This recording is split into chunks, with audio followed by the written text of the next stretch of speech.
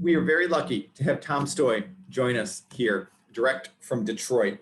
Tom Stoye's photographs, my fascination with them is that they immediately had something special. And I believe I discovered him like we all discover things these days on Instagram. And his work suddenly felt different. It felt immersive.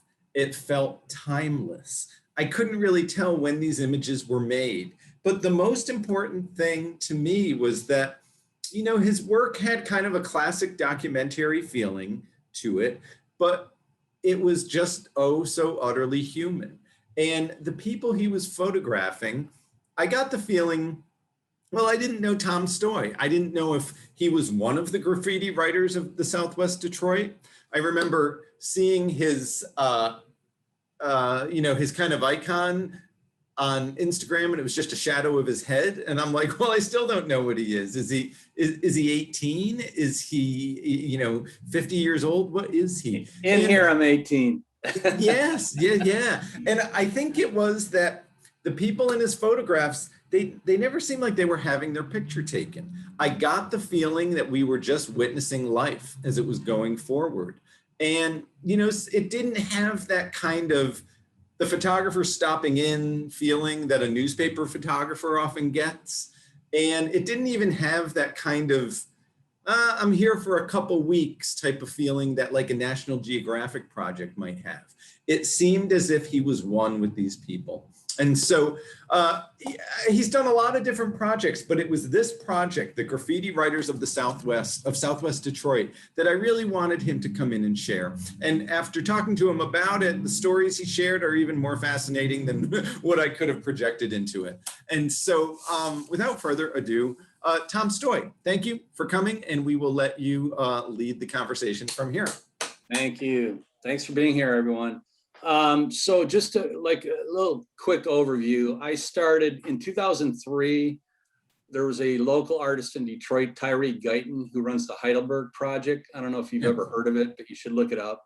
Mm-hmm. And he was painting round circles on abandoned buildings in Detroit to bring attention to the blight in Detroit. Yeah. So for about 2 weeks, I just ran all over Detroit and became obsessed about it and got as many of his dots that I could. And while I was doing that, I came across this one dot, and on it, a graffiti writer had written, "What's up with those damn circles?" And that to me was like, I don't know, a light bulb went off as far as, oh, wow, they're communicating with each other. And then I just decided I'm going to go around and do the same thing I did with Tyree's dots with graffiti, and not knowing anyone in the graffiti world, that's what I did. I was 45 at the time. That was, let's do the math, that was 17 years ago, 18 years ago. And it's really, I don't know how to stop this project, I guess. It just keeps going on and on and on.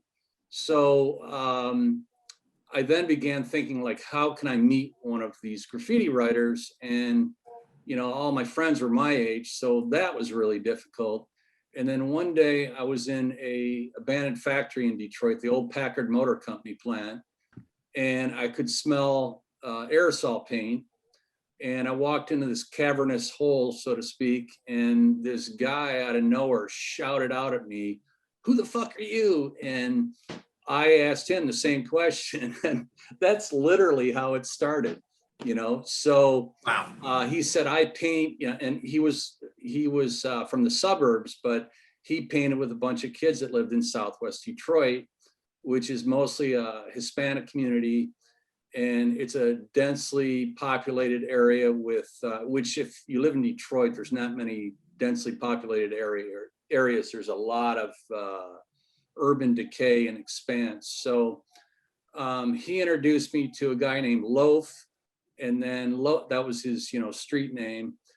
And we literally sat in my car with this kangaroo court, and they sized me up. And he said, "Well, come to my house next week, and you'll meet some of the other crew members." Well, I went to his house, and there was another graffiti writer there by the name of Tech Nine, who's also a Latin Count, who's a gang member and a graffiti writer, which in my circles is kind of rare. And then there's a community activist there, Eric Howard. And I thought that was like a weird combination of people to be sizing me up. And I learned later on that Loaf had reached out to the community activists and said, hey, we got this white guy coming into the neighborhood and I want you to meet him because, you know, I want to figure out like what the hell his deal is. And so I went and I met Eric Howard and Tech 9 at Loaf's mom's house. And Eric was an aspiring photographer, and it just like immediately we just all connected. And by then I had amassed this huge stack of photographs, I mean, like this tall, that I'd taken all over the city of graffiti. And I did my homework and I found out, you know, getting a quote unquote flick in their, you know, terms, that was a really important part of graffiti. So that was kind of in the beginning my secret weapon. I had accumulated all these photographs and I used that as a social tool. And I, you know, anytime I met up with them in the beginning, I would bring that stack of photographs and they would spend hours looking through my photographs. So that's kind of the backbone of what I'm about to show you and how it started. Yeah, so a couple questions. Oh, one thing I want to share with all the classes, everyone was had done the research on Tom's work and and have come up with questions. Please put the questions in the chat as they occur to you, and then I'll share them at times to, you know, pauses, you know, and then we'll have a question period at the end too. But if something seems relevant at the time, put it in the chat and then I'll share it. Okay. Sorry to interrupt you, Tom. No, and as I said earlier, don't worry about interrupting. If it's immediate and you really are feeling the moment, please ask me a question. I have a question, by the way. You guys do you guys see my cursor when it's on the screen? Yeah, moving around. Okay. All right, I'll get it out of the way. All right, so here we go. This is what's called a roll call. So this is saying there's a whole language surrounding graffiti. And this is a very early photograph I took. And this is showing the people they hang out with and who they're down with, what crews they're down with. And then after I told you I met Loaf at his mom's house, well, about maybe 6 months later, they got a house about 2 doors down. I don't know why it's bouncing around like this. They got a house about 2 doors down from his mom's house. And that's where I took a lot of photographs in the first couple of years. I met that guy in the Packard plant in 2004. And by the end of 2004, I was ramped up. And then 2005, I was just like obsessed. I mean, I was there all the time. And so just to back up a little bit, what were you doing in your life? What were you doing in your life at this time? Not your photographic life, but your non-photographic life. I just got remarried to my ex-wife. I was married for 9 years and divorced for 9 years, and then we got remarried. I like that. Had a child.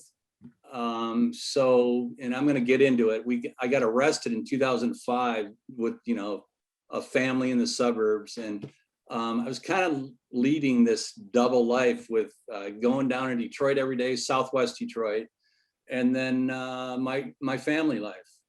And then I was also working as a grip in the photographic automotive photography business and dipping into film as well. So before that, I was a stagehand for 5 years when I was going to art school. So I've had this background with, you know, I've always had some kind of background in dealing with production and photography, but more as it relates to big productions.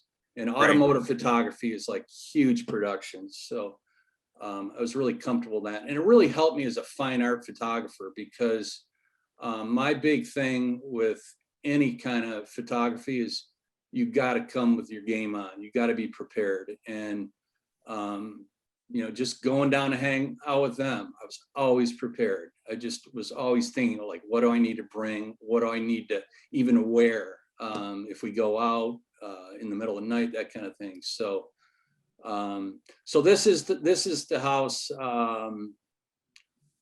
This is Loaf's mom's house, but like I said, they moved into a house a couple doors down. This is acting really funky, and I'm going to try to figure this out. Sorry about that.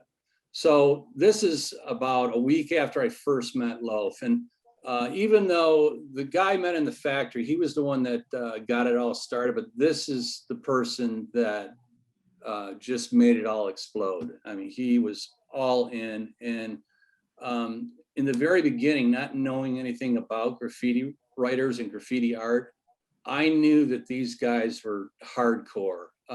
There's a tendency for people to get into it and then they grow up, you know, or they get arrested once and they're done. And to this day, this crew, which started out as the FBSK crew, they're all painting, almost every single one of them, if they're still alive. I'll get into that later. There's 4 kids that all grew up on Ferdinand Street in Southwest Detroit, and this is the core of them. There's one other person that's not in this photograph that I'll introduce you to. His name was Tech 9, and this is Tech 9.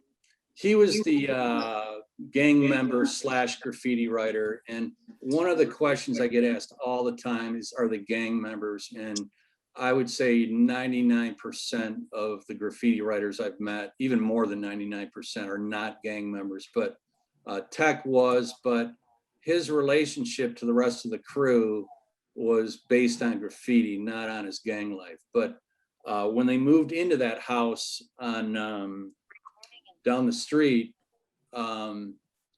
he was running a drug house out of that house, as well as doing graffiti. And so it was just this explosion of culture, if you will, from the very beginning. And one of the things too about my background, I had a fine art painting and drawing background. So I really was attracted to their black books. They would draw in black books, and there was times when I would bring my own sketchbook and I'd sketch with them. And some guys were okay with that. Other guys didn't like it because they thought I was trying to show them up. But that was a big part of it. So this is Tech 9. This is the house in down the street, that the drug house. And he kind of ran the show there. But like all people you meet, there's good and bad. And he ended up becoming a great, great friend of mine. And I think photography really teaches you how to communicate with people that might not be from your background or your neck of the woods. And the same goes for them. You have to be willing to like open yourself up to people. But I think your subjects don't get enough credit in the fine art world. I think it's a huge part of whether or not you have good photographs. And I just made myself comfortable with them, not like, you know, clinically, but it just naturally, organically happened. I got to know them as friends. This is the guy I met in the Packard plant that introduced me to all the other writers. And real quickly, he got out of the crew. He just did not get along with Loaf. And that's the other thing about graffiti. Little like the art world, but like times 10, as far as there's just constant what they call beef and quarrels between members of the same crew or other crews. And this particular crew, the FBSK crew, they're hated in Detroit. And Southwest Detroit in the graffiti scene is kind of like the capital of graffiti. The best writers came out of Southwest Detroit. And just from a cultural standpoint, they really honored the traditions and cultures of graffiti, which is illegal graffiti done in the middle of the night. Question from myself. Yes. So okay, you're this 45-year-old suburban guy, and they're not. And then what do you say when they say, what are you doing? Like, you say, I want to take one picture now. I want to live with you. I want to do a 17-year project. You know, well, this person right here that's on the screen now, this is Eric Howard. And I don't know who joined at what time, but I talked about this in the very beginning. He was a community activist that invited Tech 9 and Loaf. We all met at Loaf's mom's house. And he was kind of the final say. And because he was an aspiring photographer, any like trepidation that they had as a group, I think he was the one that was responsible for saying, yep, he's cool. And he's one of my best friends now. I mean, and he runs this amazing organization out of Southwest Detroit, a gang intervention program, the Alley Project and Young Nation. They're both tied together, but and I'll get into that later. But Right. I don't know. I just really believe in the ability of people to like bridge gaps. And, you know, I think a lot of people come into graffiti. I used to see this all the time. They come into graffiti with this idea of like trying to be as badass and hip hop as they can. Mm-hmm. And I came in with the idea of, I'm a 45-year-old man. I used to be cool in the 70s, but I'm not anymore. So I actually was blown away by their, you know, how open they were to receiving me into their group.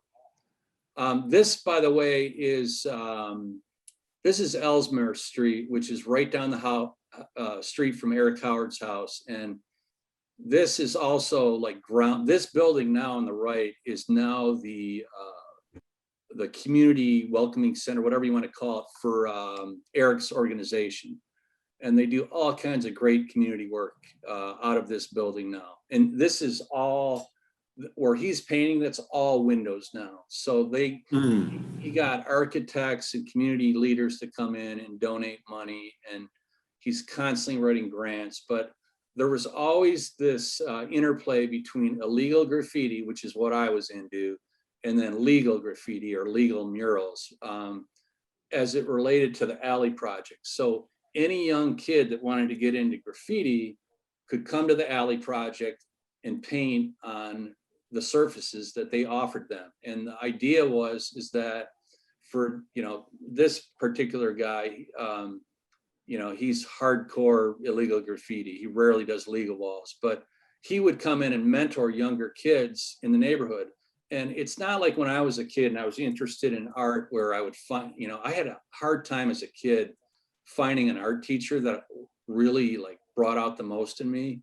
Mm-hmm. And I wish I had a program like this, but I approached it from the traditional way of getting into art, which was painting and drawing. Well, in their neighborhood, this is the traditional way. It's not dirty and bad.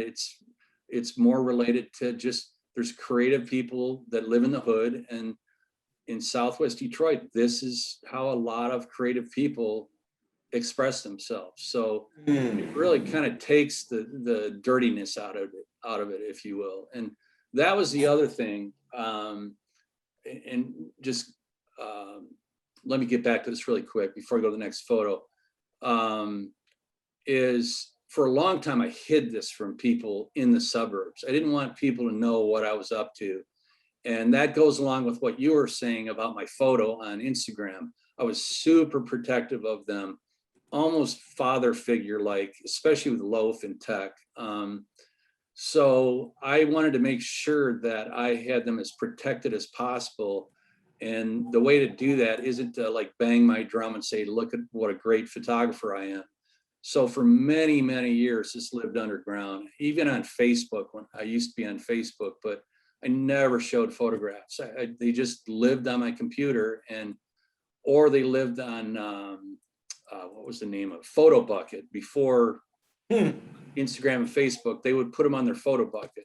So I found out years later, before I even knew what a hashtag was, my name was all over the internet and I didn't even know it. But they were spreading it out. They, you know, it was I kind of left it up to them. Another aspect of this, and this has more to do with my training in fine art photography, but I felt like all the books on graffiti, they all dealt with the graffiti on the wall. And I thought, what's missing from this? And it was the people that were actually doing the painting. So what I wanted to show, and this was kind of an educational curve for them, but you know, I even remember bringing like Robert Frank, The Americans, to their house, and Bruce Davidson's book, Brooklyn Gang. I wanted to show them what I was up to. And it worked, you know, because they still got their photographs of their finished pieces that they did in the middle of the night that could be buffed or, you know, painted over the next day. But they understood where I was coming from. And I wanted to get to know them as people and photograph them as people. And I think one of the greatest compliments he paid in the beginning was, you know, it just felt like I belonged. And there came a point where I did belong. And it took me a while to get there, but that just came with being true to who I am and not trying to bring this fake persona of, you know, this hip hop persona. And by the way, I love hip hop. I love breakdancing. I like a lot of the culture associated with hip hop culture, but I'm still like very self-aware of who I am and how I was raised. It wasn't in hip hop. So I didn't try to like use that as a weapon to get myself in, you know, their best graces. This is Eric Howard, by the way, in front on his front porch. And then behind his house, that's where the alley project starts. Hey, we have some questions here. Why don't I get into them now? Yeah. Let's see, from Bowen, one of the students here, he says, one of the reasons graffiti is so fascinating is the color. What made you decide to shoot this entire series in black and white? Yeah, that's probably the most asked question I get, and for good reason. Part of it has to do with my upbringing in art school and photography and following people like Gary Winogrand and Robert Frank and Deanne Arbus.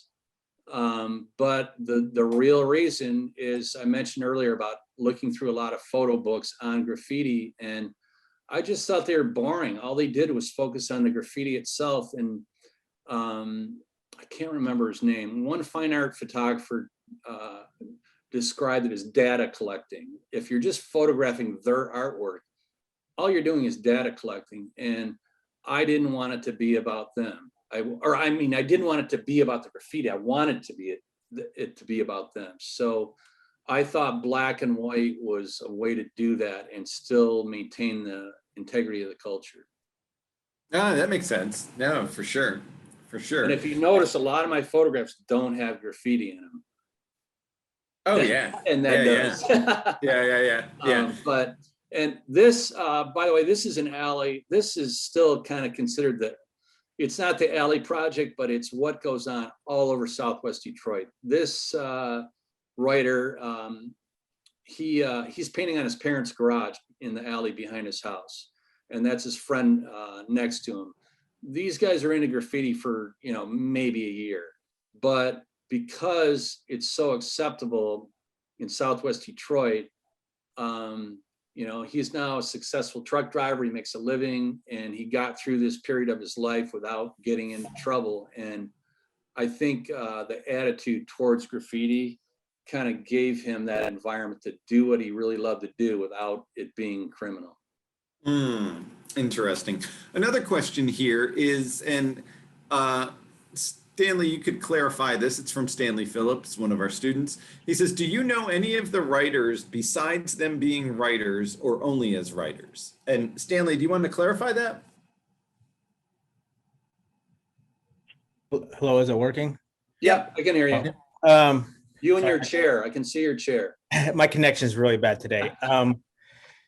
No, I was just there, you know, being a writer, I just know this, and you spoke of this kind of almost the same road for some of the writers there earlier, that they're writers when they're younger, and then they grow up and they kind of get out, or they move away. Yeah. Like in my case, I went in the military. Yeah. And so that's what drew me away from writing. Yeah. And that's why I was asking, because I know it's very much a closed culture, if you want to say.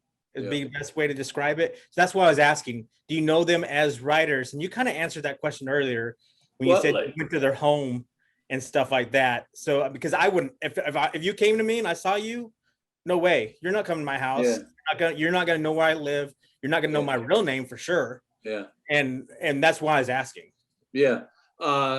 Perfectly pertinent question. No, I don't know him just as writers. In fact, the guy I showed with his daughter earlier, Yeah.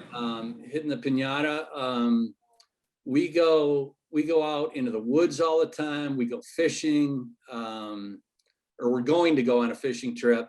Another guy is what's called a herper. He likes to hunt snakes and reptiles, which I've been photographing that lately. So I've gone to clubs with them. I've hung out at gallery openings. I've been to their quinceañeras. I've been to their weddings, funerals, way too many funerals. So it just somehow transitioned into me being an outsider into just being one of them. And I used to always kind of resist that because a couple of them have said that over the years, you're one of us. And I thought, well, nah, I'm really not one of you. But more and more, I've kind of come to accept that I am one of them. And I hope my photographs reflect that. But yeah, I mean, I've seen them go through different periods of their life with jobs and just gotten to know their moms, especially the moms, and especially with the funerals. So they become family to me, and it just it's just been organic throughout. And when you said, there's no way I'd let you into my home, I had somebody very early on that told me, what the fuck are you doing here taking pictures? This is with all the people that did like me. And he's like, this is a secret culture. You got no right coming here with your camera. And I get it. I mean, I totally get it. But, I'm a really patient person. And, I'm on 18 years now hanging out with this group of people. And they're my friends. And I feel I feel a lot of love for them. And it's genuine. And my wife feels a lot of love for him, and my son. I mean, it's really turned into this family affair. So I hope any other follow-up to that. Yeah, I had one other. So with getting to know them better, have you turned any of them onto the fine art aspect of, in the last 10, well, it's been happening for about 30 years, but like in the last 10, 15 years, it seems like the fine art kind of section of graffiti has really turned on. I mean, you look at some of the crews up in New York City, they're making t-shirts, they're making, got huge deals with Nike and whatnot. I mean, have you turned that onto him at all? Well, I wouldn't say turn them onto it.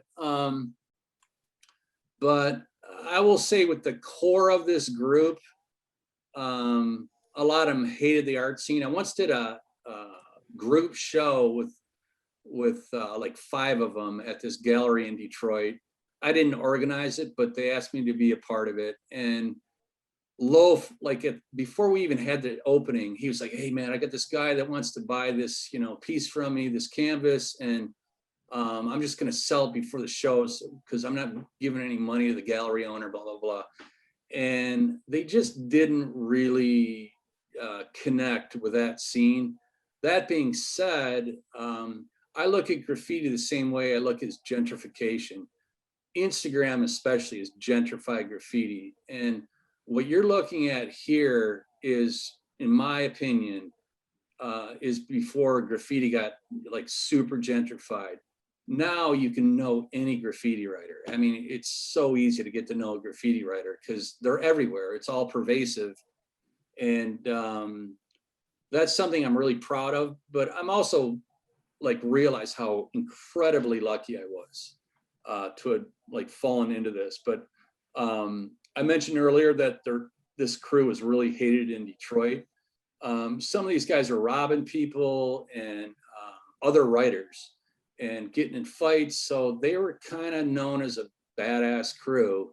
Whereas I think the other, the scenesters, they call them, hung out at galleries and clubs, and they were in it more for, the image. But I always felt like the FBSK crew, they were in it for each other, and that was it, and be damned to everyone else. So, yeah.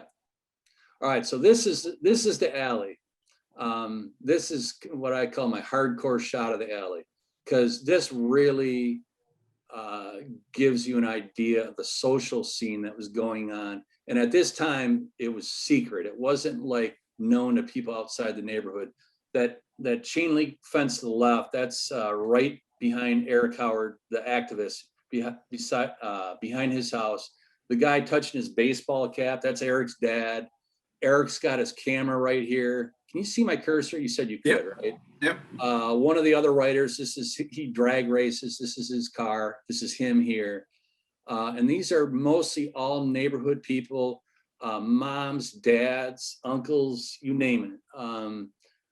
It was a scene, but it was a scene that was closed to the general public.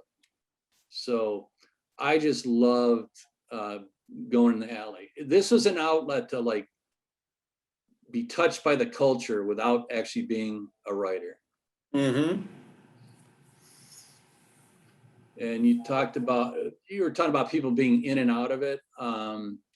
These three guys here, he's a really old king. He's been around, Graffiti King. He's one of the early writers in Detroit. Ammo, one of my best friends, and then Dems. These three guys, Dems has been arrested probably 30 times, done some hard time because of it. So that typical like in and out of getting arrested a couple of times and, you know, your family's shamed and, you know, they want you to get the hell out of graffiti. It doesn't apply here. So I always really appreciate that. As an artist, I appreciated that their dedication to the art, not the scene. They're just love what they did. Almost addicted to it, if you will.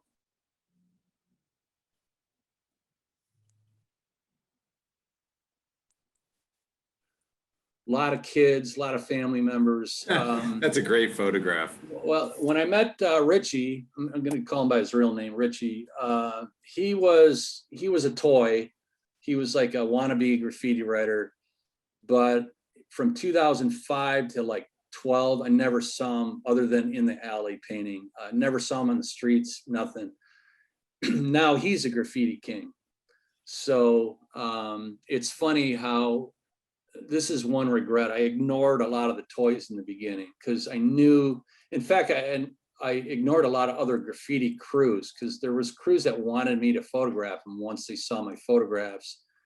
And I wanted to really dedicate myself to the FBSK crew.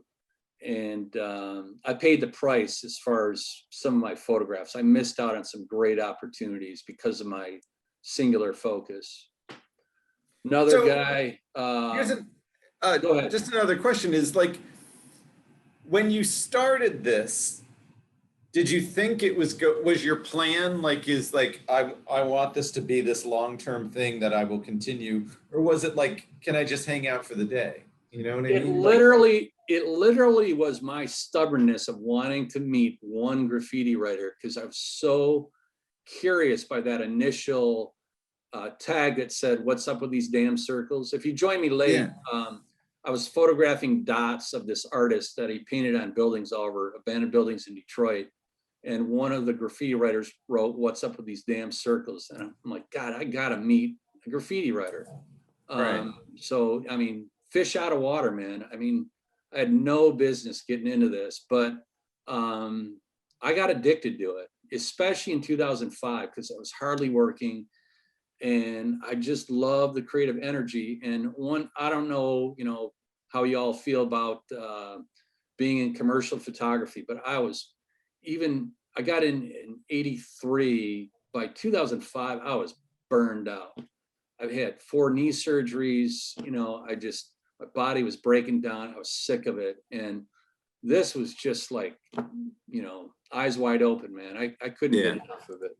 Yeah. This gentleman is somebody I completely ignored in the beginning. And now he's a big time graffiti writer. This also, you know, another scene where just neighborhood kids hanging out, you know. This happened in my neighborhood. Some uptight people would call the police within 5 minutes. So I really love that about the culture in Southwest Detroit. It's not as criminalized.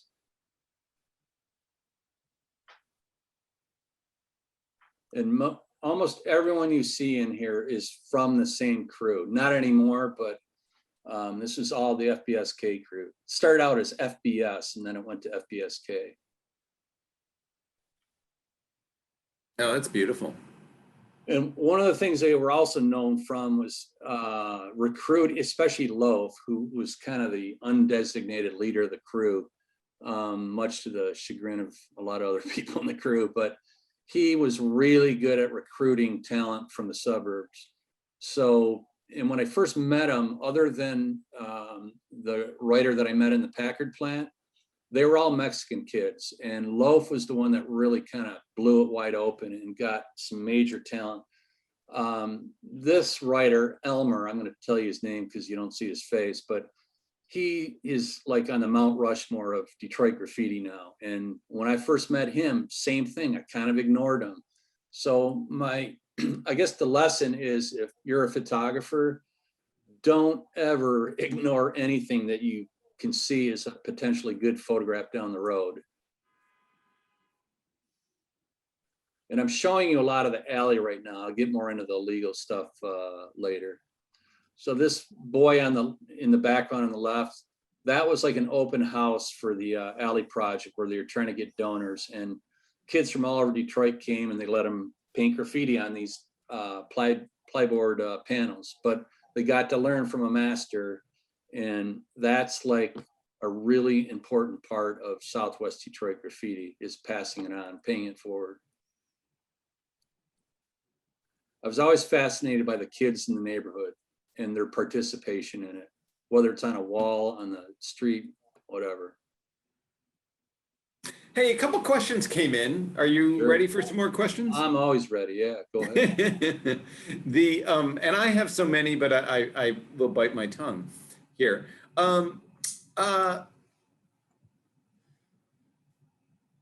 Were your subjects ever concerned with you taking photographs of them and using them? You know? Not, I've never once used a photograph like for a show or anything. And I did so many shows. I mean, it kind of got old, like, but I would still always ask, can I use this, and this photograph in an exhibit I have coming up? So, but as far as the internet, like I told you, MySpace, Facebook, I was showing everything but this work. There was, and when I joined Instagram is when I broke loose, because by that point, it was so above ground, and people were selling weed on Instagram and like posting videos of them, painting, tag on City Hall. So it just got really above ground. And even to this day, it kind of makes me nervous.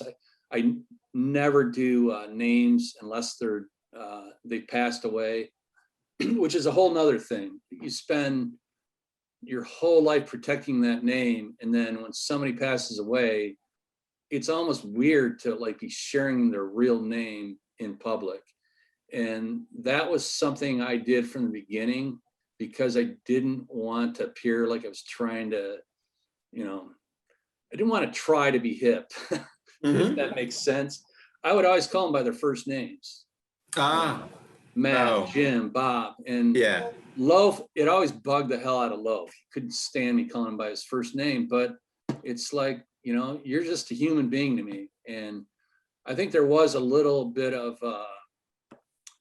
posturing on my part, where I didn't want their graffiti identity to get in the way of my relationship with them. So I wanted them to know that I view them as people, not just as writers. And I forget who asked about, do I do stuff with them? And in fact, here, let's go. This guy right here, we hang out all the time. He likes snake hunting, herping, they call it. He's a hunter. I love nature. So I love hanging out with him, but not, and he brings his son along all the time. I've gotten to know his daughter, it's just like they're family. So I don't treat them just as graffiti writers. Right.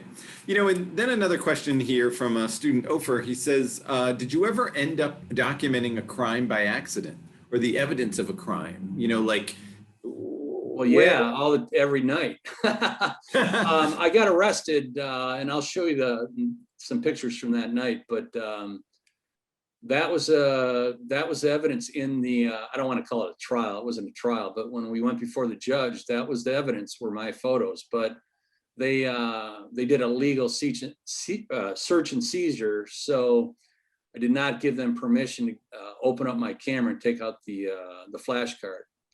So I ended up getting a trespassing charge instead of malicious destruction of property. So yeah, I've photographed plenty of people doing crimes, but graffiti crimes, which it is a crime, but I don't know. I've gotten more and more lenient about it over the years. I do get pissed off sometimes when they tag or do something that I feel is irreverent. I remember once the Detroit Institute of Arts opened this whole new wing, and they had this opening exhibition. I was invited to it, and I went into the bathroom to use the bathroom. There's a big old tag in the bathroom. That kind of stuff. As an adult, I still have there's rules, and there are graffiti writers that always break the rules. There's other ones that follow the rules. These guys, by the way, these are toys that are hanging out while guys are painting. And they're either passing their black books around for other, for kings to, when I say kings, experienced writers to tag their book, or they're doing their own tags or pieces in their books. So I love black books, and I try to photograph as many people as I could, while they're doing pieces in their black book. This is Freddie again. Who's the young guy I was telling you about that I just completely ignored, and man, did I blow it on that, because he's a big time writer now, and muralist and artist. And in fact, he's one of the few that has conquered the art world in my circles. Yeah. Wow. Hey, an extension, kind of secondary question based on the one I just asked you from the same student. He said, regarding have you ever witnessed a crime type of thing. Yeah. It says, with that said, are you or were you ever concerned that you placed your family at risk? Never. No. Never. Tech 9, the gang member that I showed in the beginning. Yeah. I mean, God, we used to hang out at his house, and we went to when the Red Wings won the Stanley Cup. He went with my son and my wife and I to the parade. I mean, never. No, I'll tell you what I'm scared to death of are the police. And maybe this is partly why I identify with graffiti writers is I got into trouble with the police as a kid, and I've always had this just intense fear of the police. I also have an intense fear of train bulls, which are the police of train yards. So my fear was always with authorities. And I did have a graffiti writer once that wanted to kick my ass, and Tech 9 set him straight immediately. So I always felt really protected. I hate to use the word father figure, but it really was that way with Tech and Loaf. They just they looked after me. So interesting. All right, this photograph I've never shown to anyone, and I'm showing it to you guys because you're all in San Francisco. This is Turtle, and Turtle was this epic graffiti writer in Detroit that painted turtles all over Detroit. And he was prolific, but he was this absolute loner. He didn't paint with other crews, other writers. And somehow Eric Howard, the community activist, got him to paint in the alley one day. And that's what these kids are doing. They're watching Turtle paint. And I have this treasure trove of photographs of Turtle painting from that one day, and then some video about a year later. But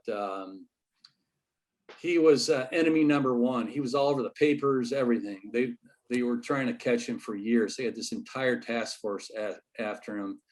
And there's a lot, when you do social documentary photography, I wouldn't call it a linear timeline, because I'm kind of jumping all over the place. But one of the things I used to tell writers that were jealous that I hadn't photographed them or mad about it is, I'm sorry, but you don't fit into the story. because I already created like this story early on.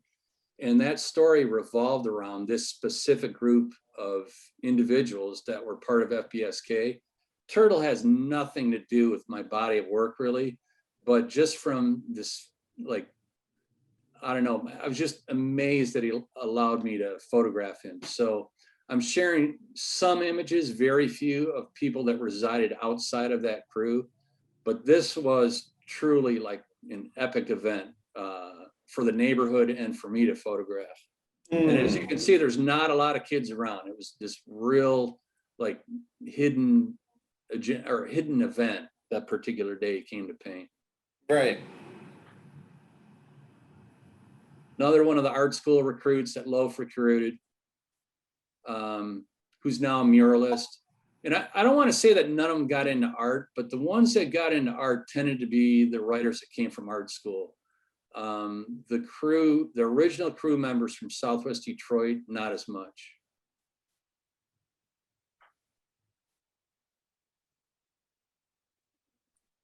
So there's something with your photographs that I like, and it almost seems like nothing's ever happening. You know what I mean? Like that's funny because nothing ever did happen. What I mentioned earlier, I would go over to their house, and I mean, sometimes they'd just be smoking weed for 8 hours straight. Yeah. Nothing would happen. And I mean, day after day after day. But like I said, I wasn't working hardly at all. And I just, it's kind of just life passing by. And that is life sometimes, you know? It's like a giant nap, you know, you're just, there are days when you do nothing. And, you know. Yeah, no, for sure. Well, I wonder if that's why this project feels different. Yeah. Like if you did it in 2 weeks, you would need to get the home runs, if you know what I mean by that.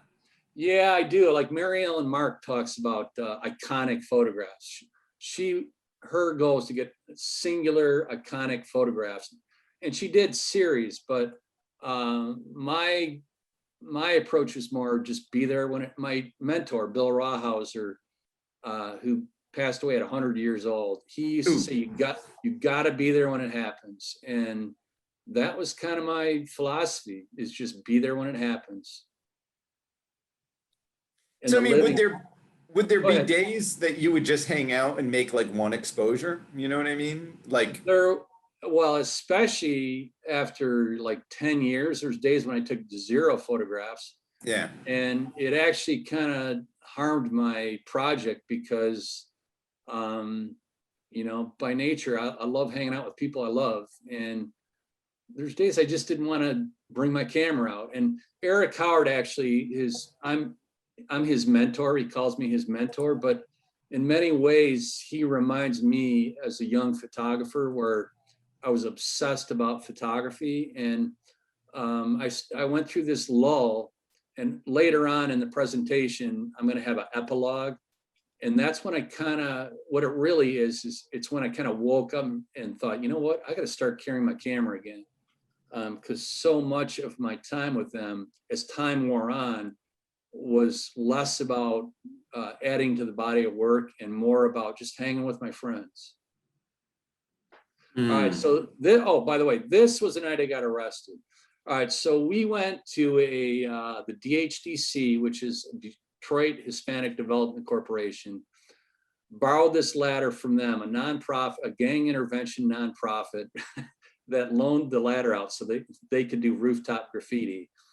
And this is that night. So we went to this bus repair yard with video cameras out, everything. And you can see he's got a device to break the fence. This is the other thing too. You talk about safety, like, was I ever in fear? They would also assist me like physically, because I got really bad knees. I've had 4 knee surgeries. And you know, if we had to get through a fence, they would help me. Like they grab all my equipment and throw it over the fence. And I learned early on to have a really good camera bag, a padded camera bag, because oftentimes we'd have to throw it over. But they're always helping me physically, and you know, just because of the limitations of my age. and I couldn't run either. So, you know, they would kind of plan escape routes for me if the police did show up. This is Wow. all the same night. This was an insane night because we borrowed that ladder, like I said, and we're going through downtown Detroit with this 18-foot ladder in the middle of the night, breaking into a bus yard, repair yard. These were damaged buses, just so people realize we weren't tagging actual buses that were operating. And then they wanted to do more. So we got in my car and we started driving all over Detroit looking for a wall, which is another thing I used to do. I used to find walls for them, blank walls that were good for what they were doing. But we ended up in the suburbs of all places, which was about the dumbest thing we could have done. And we ended up getting popped that night. And it was a big ordeal because my wife and my son were out of town, and I got stuck in jail for 2 days, and they were pissed, threatening to, you know, send us to jail. And at the time, like, threatening us with a felony was ridiculous, but now that's changed. The new mayor, I say new, he's been around for a while now, but they're charging felonies for tagging buildings now. And it's funny because those buildings have been empty for 20, 30 years. And I kind of see the landlords as, you know, complicit in the crimes of Detroit as well. So I always thought tagging on, making a beautiful piece of artwork on a building wasn't really that bad of a crime. Hey, here's a technical question that came from a couple students. Those last two pictures, like with the ladder and then there was another one, they have, yeah, like the camera shake, you know what I mean? Yeah. And so like Mari says, all your other images are so sharp and detailed, but Yeah. you know, these two are out of focus. Why did you choose to shoot this one out of focus? Well, it's not that they're out of focus. They don't have any lighting, so there's movement. Yeah. And this one, honestly, this was made into a huge print. And my printer is really good at getting detail out of crappy images. And oh, backing up, technically, this is, you talk about just a major mistake. The studio I worked at when digital photography was just coming into its own told me, you don't have to shoot RAWs, you can just shoot large JPEGs. So Yeah. first 2 years, I used a Canon 10D, which in hindsight was just a terrible camera. And, you know, the pictures show it, some of them, but that bus, if, you know, these were no flash because, you know, it says right on the sign here, you know, infrared video being taken. So I didn't want to bring attention to a flash going off. But then once we got inside, I used a flash for a couple of the images.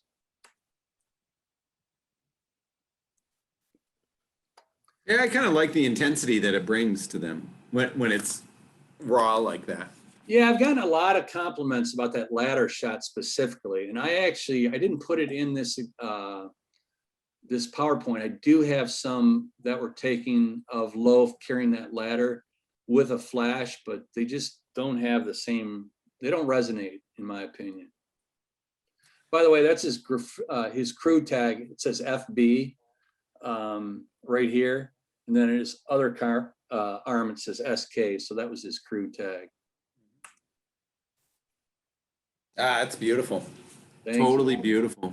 Now, this is a graffiti yard. If you don't know, I'm sure a lot of you do know, but a graffiti yard is a vagrant space where graffiti writers can go and paint and experiment and do what they want to do without the fear of the police coming. And this space now, I kind of blew it. I should have shown a before after this, but this space has been gentrified. It's now a walking path. It's called the DeQuinder Cut. It used to be a railway. On the other side of him, there's some rail tracks, but they called this the graveyard. And that's, we hung out in the graveyard quite a bit. You'd have to hop a fence to get down there or slide down this hill, but spent a lot of time down there.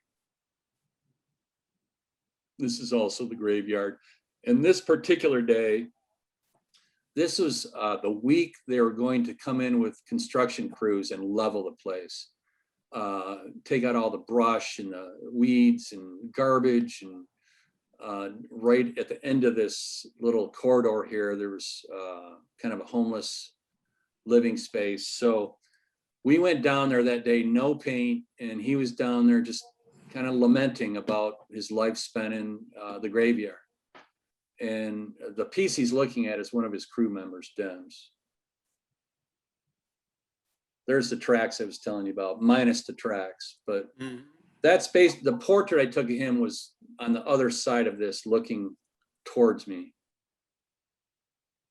And that's his, there's a lot going on in here, but the turtle, the guy I told you about that came out of hiding, this was his other pseudonym, Dead Crackhead.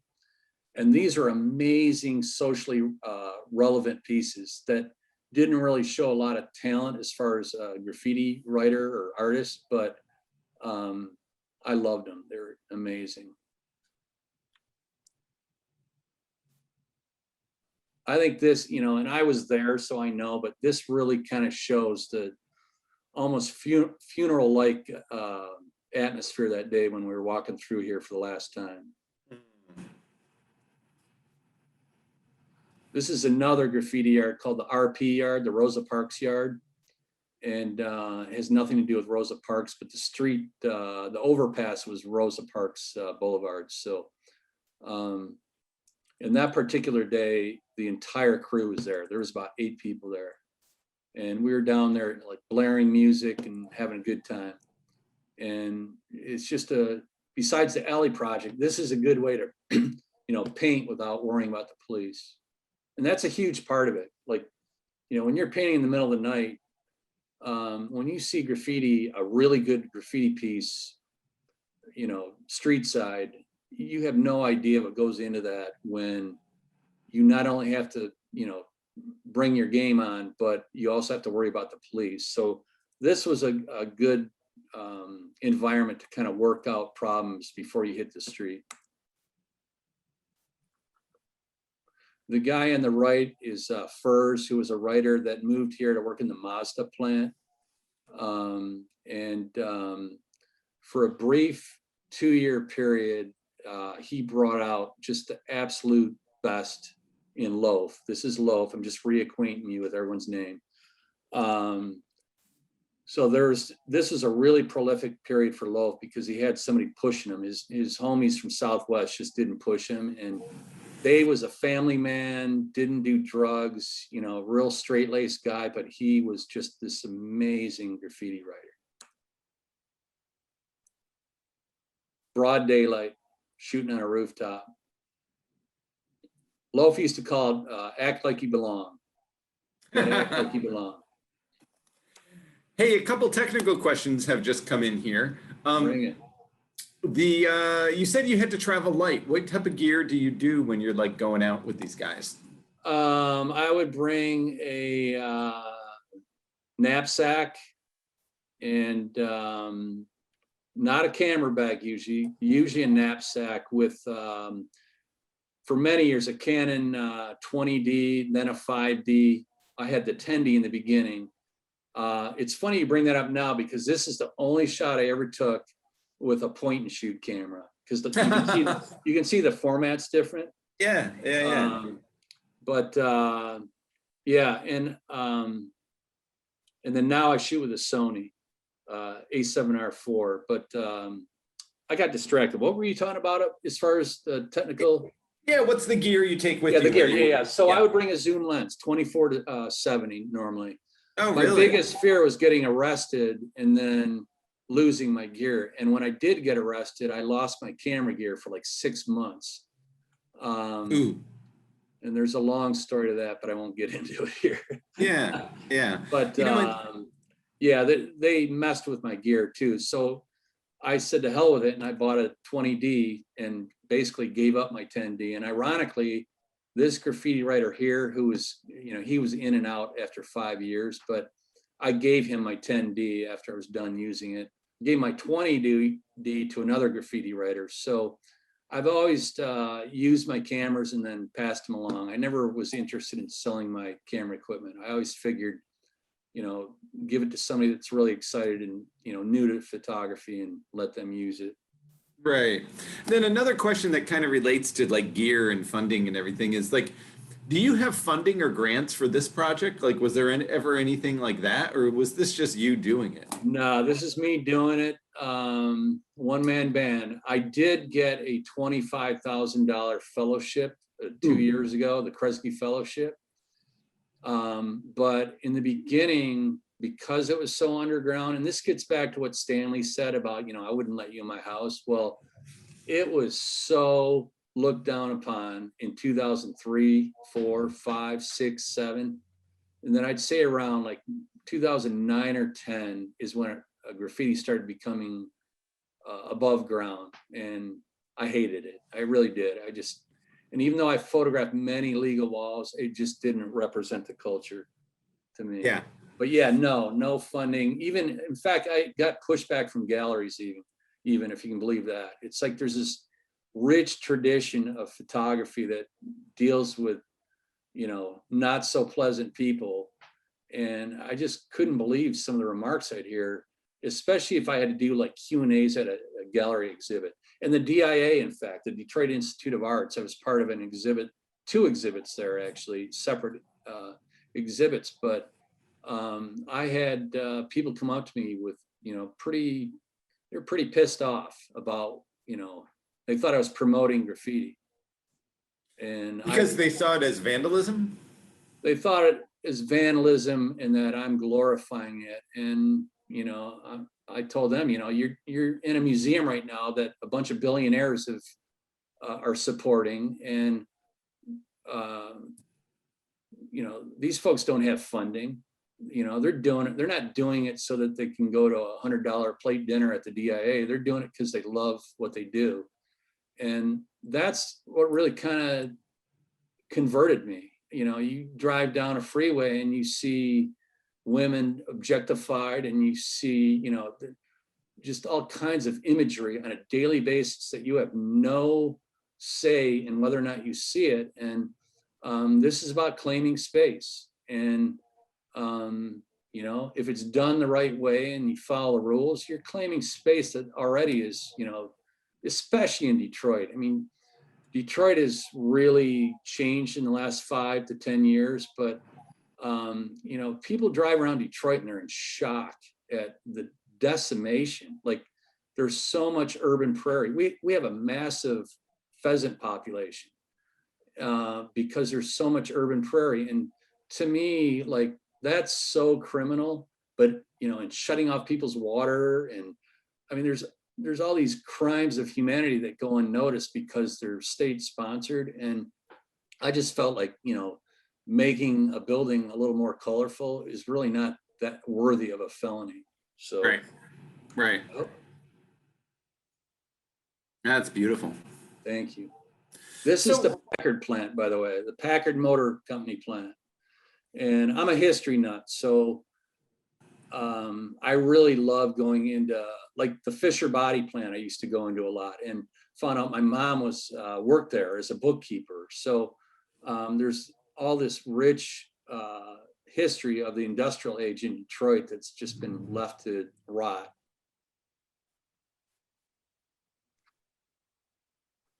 That's beautiful. Thank you. So there's like a romanticism about these photos, would you say? A little, and I think that's where people mistake it for glorifying it.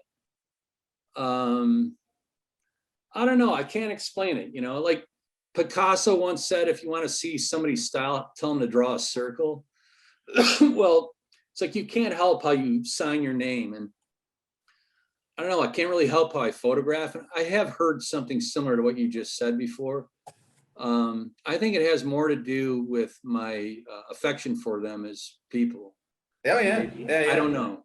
I'm not sure. I wish I could explain it, but and by the way, this gets back to what I was saying earlier about getting a flick, what they call a flick, getting a flick of your finished piece.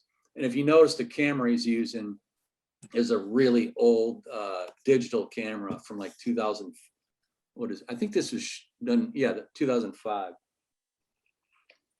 So I come in with my 10D, which I thought was a great camera at the time, and they were blown away by my pictures. But in hindsight, that wasn't even that good of a camera. Yeah. I grouped these together just to show you, because excuse me, I would often go out with him just to take pictures of finished pieces. By the way, this is this fence here. On, on one side is the DeQuinder cut, which they call the graveyard, which was a graffiti yard. They put this fence up as they started to gentrify the space. So there's this dividing line between the old DeQuinder cut and the new DeQuinder cut. And they hung out in this space as long as they could. And then eventually they tore down this fence and started coming in with bulldozers, and you know, they all complained about it. But I also get progress. You know, you have to progress and things change. And I'm glad that the city built this, but I really miss the space in its original form, or not original form, but the form that I knew it in originally. Right. All right, so this is, again, this is a little Detroit history. This is the Rouge Yard. This, does anyone here know about the Rouge factory, River Rouge factory? River Rouge is basically the birthplace of the assembly line. Actually, Highland Park, Michigan was the first automotive assembly line of note, Henry Ford. And my father worked in both plants. He worked in the Highland Park plant, and then he worked in the Rouge factory. And the Rouge factory, everything was self-contained. They made their own glass, they made their own, you know, steel. So it was kind of this revolution in the industrial age. And this yard is where a lot of the car hoppers would park, and they'd unload cars, and then they'd move on to whatever load they're doing next. These aren't car hoppers, but every Sunday, Loaf and I, this is Loaf at the bag here. Sorry about that. That happens every once in a while. Loaf and I would go there on Sundays because the businesses along the tracks were closed on Sundays. And because, you know, I'm an old man, I'd come with a high-vis vest and a hard hat and a clipboard, and that was our way in. They kind of used me as their decoy. But we would go there. Looked legit. And they would be legit. Like, oh, yeah, well, no, he's escorting them or something. Yeah, even driving. I mean, I was always driving because nobody had a license, or they had a suspended license. So I think they took comfort in me being legit. So we would walk into the yard from this, we'd park at this hockey rink, and we would walk into the yard every Sunday. And if I had a best memory of graffiti, it would be spending time at the Rouge Yard. It just, I love trains. I love automotive history. So, and there's rules in the graffiti, in the train yards too. Like you see the numbers to the left here, the 150, 600. You don't paint over certain numbers. And they knew that, because if you do that, they identify cars and where they're going by the numbers. So they would often do big pieces, but they would paint around the numbers, because you don't want to, you know, attract the ire of a train bull, and then next thing you know, you got people you know, coming into the yard while you're painting. And as it turned out, somebody did break a lot of rules in this yard, and they installed a camera, and this train bull beat this graffiti writer half to death, and ended up suing Ford Motor Company and won this huge settlement. So that gets back to what I was saying earlier about my fear. My fear mainly was with train bulls and police, because I was just too old to be getting beat up. And I would often wander too. These little alleys here, you know, between the cars, I would wander out of the alleys and just kind of mosey around the yard and take photographs of the trains, minus the graffiti writers. He's looking out because he wants to see what's down the track. He wants to see if anyone's working. And the other beauty of this is you would work in silence a lot of times. You wouldn't talk or say anything. So it was just this really peaceful environment.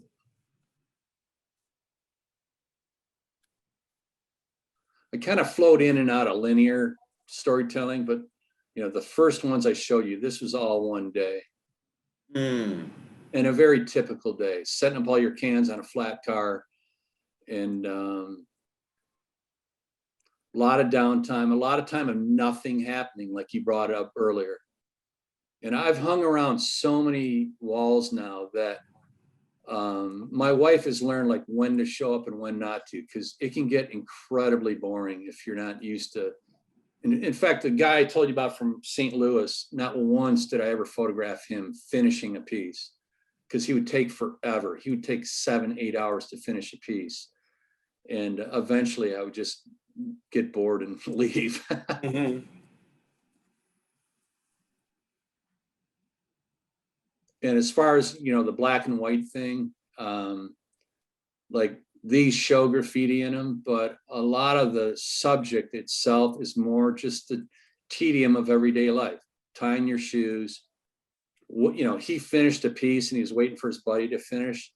There's a lot of these kind of I call them in between moments that I was more interested in than the main event. Right. Because I think it shows like life unfolding. Oh yeah. So are you shooting this in black and you're shooting it in digital? All of it's digital. In color, but converting to black and white. Yeah. Right. Yeah. So here's another thing. Here's another thing, technicality wise. Yeah. I found this out like years later. My 20D for years, the sensor was slightly askew. I mean, we're talking a millimeter. So I had so many photographs. This is one, but I like it enough to include it. But where the focus was just slightly off, it was behind the subject or in front of the subject. You know, I'm learning digital photography too in the meantime. You know, this is all new to me. So not only was I learning digital, but I had a camera that wasn't working the way it should have. Right. And I thought it was me. I'm like, God, am I going blind or what? What's going on here? But it had everything to do with the equipment I was using. Wow. This is go ahead. Oh, question. Yeah, there's a question from Bowen here, who says, I'm going to read it because it's kind of complicated. Yeah, it can't be that complicated. It says, you mentioned that graffiti is this kind of underground art. Now, some people think that graffiti should not be commercialized and should not be in galleries, and that it will lose its meaning once it leaves the street. Do you have any thoughts on that? I have so many thoughts about that. I couldn't agree more, but I also see that people got to make a living. The commerce in Southwest Detroit, anyhow, is doing graffiti canvases. I have one graffiti canvas to my right here. It's the only piece of graffiti art I have hanging on the wall. I think I have if you can see in the background, I have a skateboard with graffiti on it, but I couldn't agree more. Canvases especially, I hate them because what it is, it's underground art brought inside and done in a safe environment on a crappy canvas that they bought from art supply store. The canvas I have, I actually went out and bought a really expensive canvas because I didn't want it on a canvas that warped after a couple of years, but writers are constantly selling canvases online, Instagram, that kind of thing. And I get that part of it, but any graffiti writer's house I've been to, they have canvases all over. I just never saw the point of it, but I get the point of it as far as making money and doing the hustle. But yeah, I agree. And some artists, like there was a graffiti writer from LA that came here, Revoke, who's world famous. And he kind of took graffiti and like put it on its end. I mean, he really shook up the world here because he not only was killing the city with graffiti illegally, but he was doing art shows and selling out shows like before they even open. And I'm talking like $2,000-$3,000 pieces. So, but getting representation in the art world for somebody that grew up in the hood and is not really keen on dealing with authority figures, it's a tough thing to do. And I think what really has rescued a lot of older graffiti writers in the present has been mural art. I love murals. I hang out on them all the time, but it's not graffiti, it's street art. And there's a huge difference. Good answer. I'm trying. Yeah. I love this because of the type, be careful. It's so contradictory to what they're doing. This is Tech 9. This is the first time I went to the Rouge Yard with him, and it was memorable. It was freezing cold. This is where the raw files really, I got screwed by, like even his t-shirt. I just lost so much detail trying to deal with the whole range from, black to white. And if I had a shot these in raws, I wouldn't have to spend so much time on my printer trying to fix them.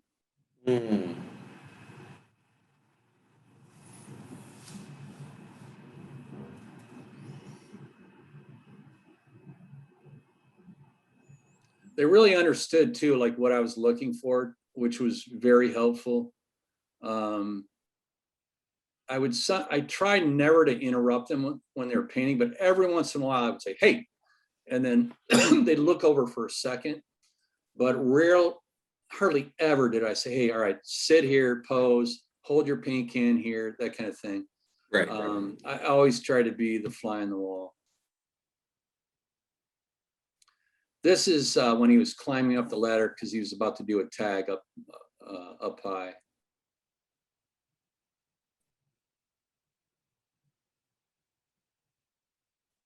And that's Loaf down here. That's, they grew up on Ferdinand Street together. So they were really good friends.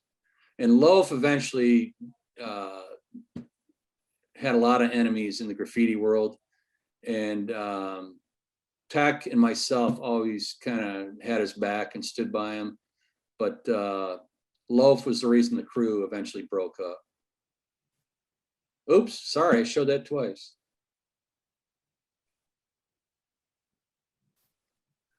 On the right, that's, I'm going to call him by his real name. That's Mark. He's the one that introduced me to Loaf. He's the one that got it all started.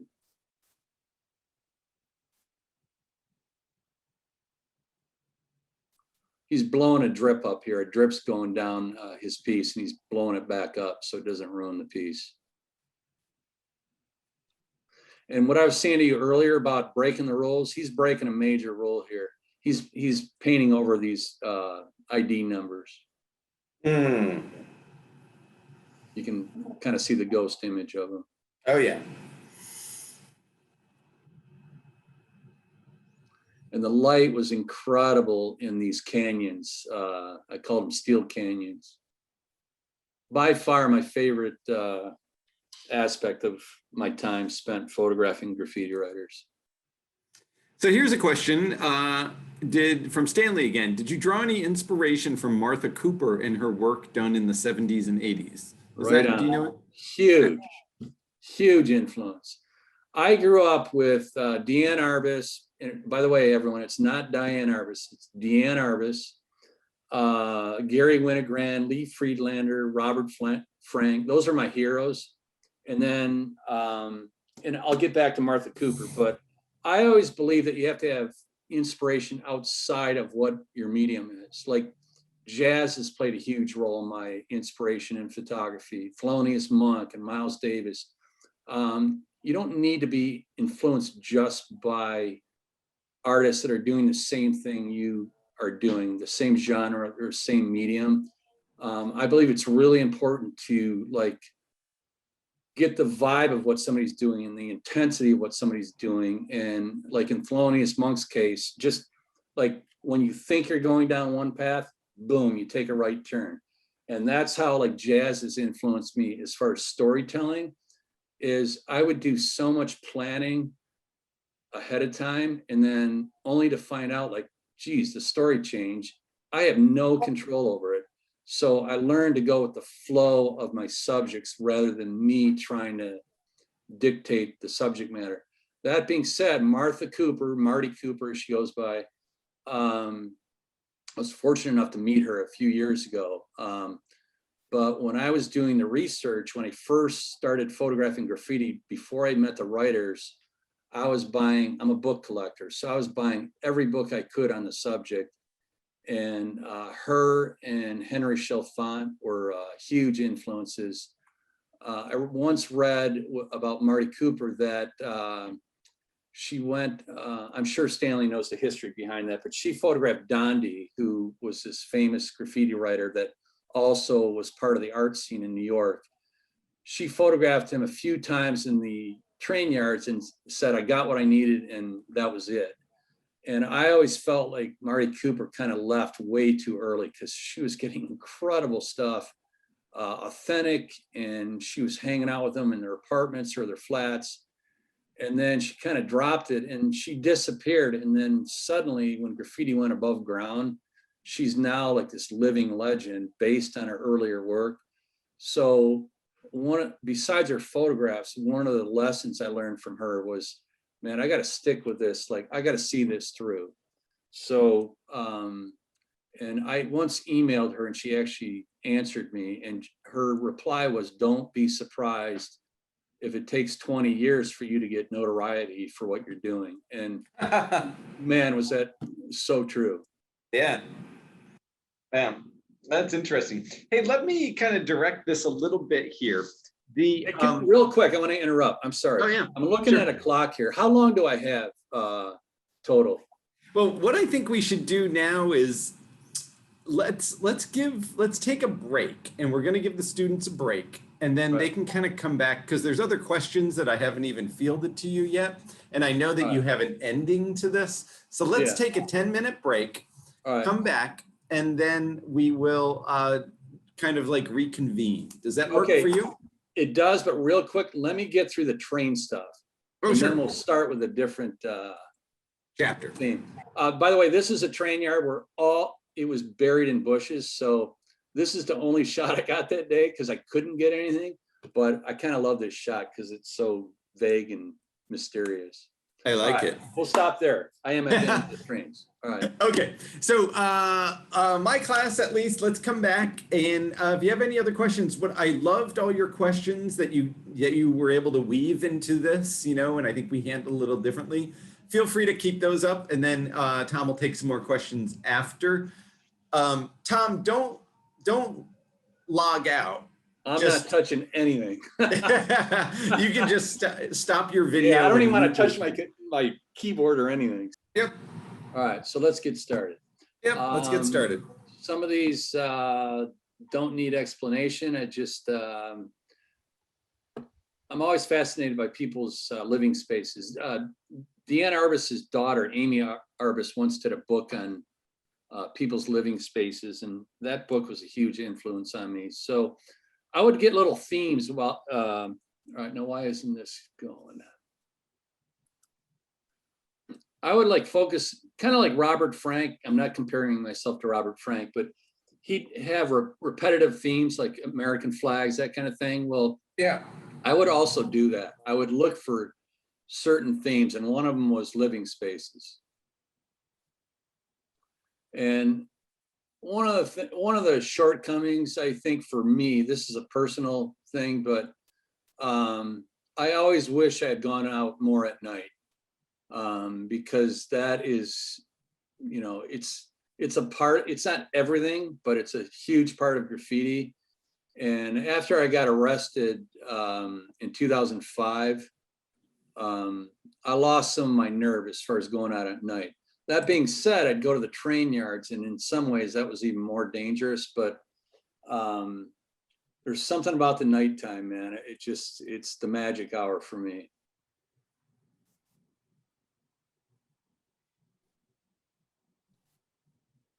This is Loaf. Yeah.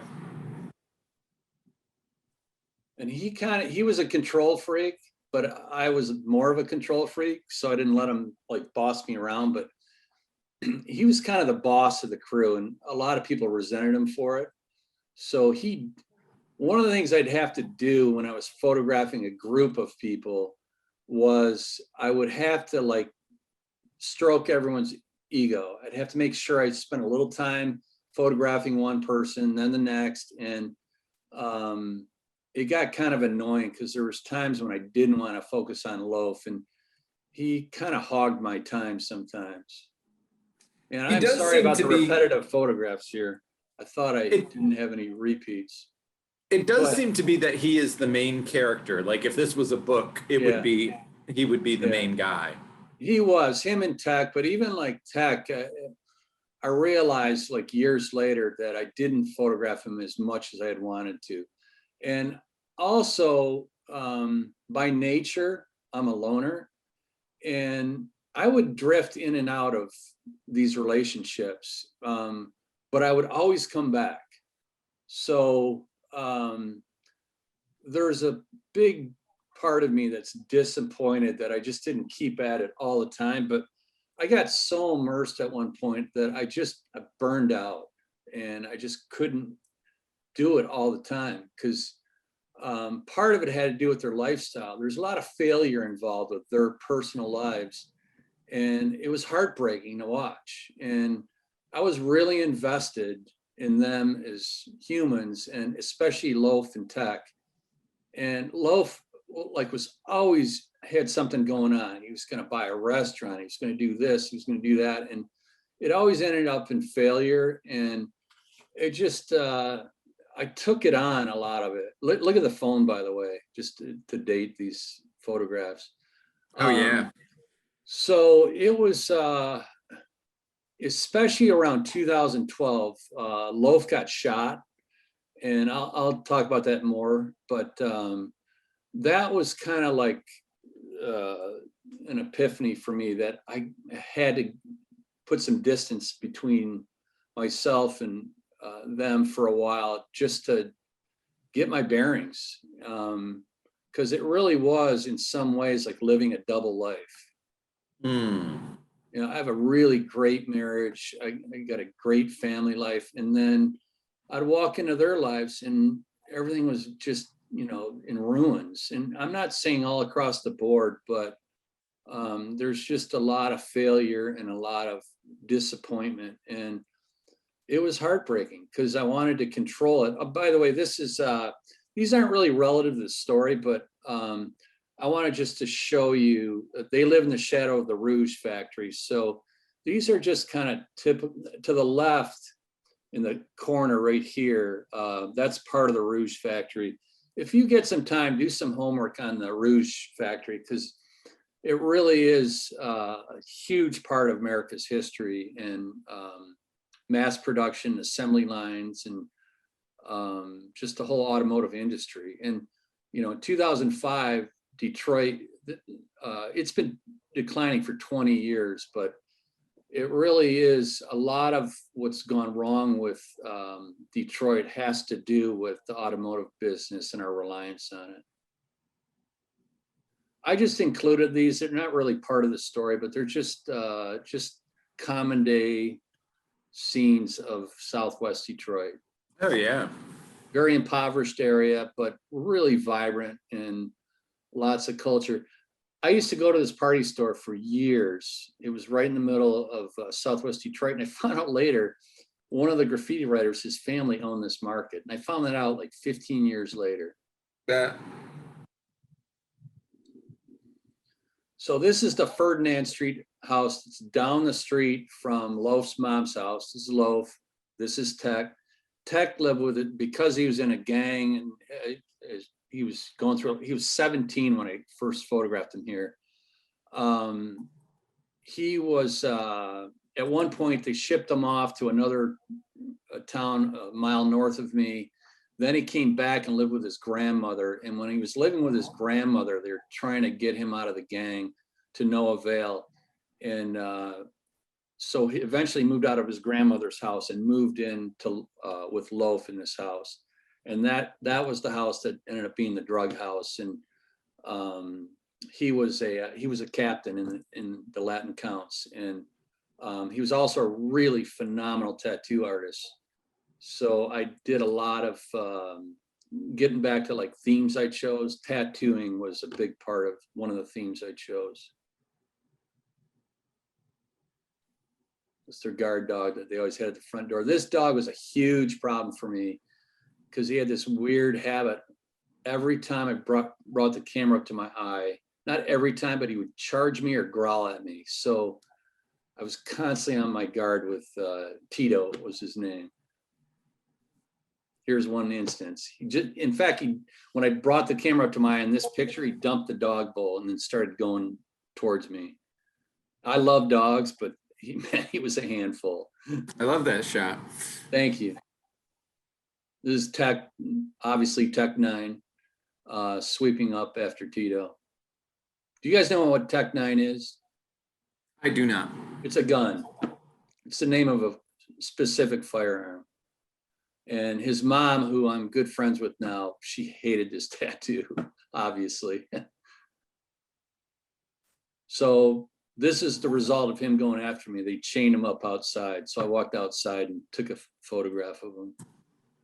Not necessarily part of the project, but like I said, I wanted to kind of show everything and see what sticks.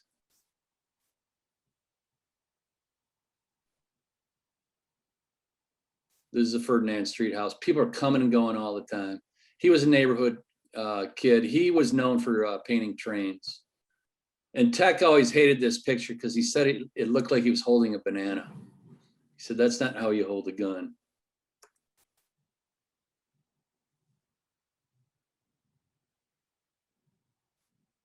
This is Tech getting ready to tattoo Loaf.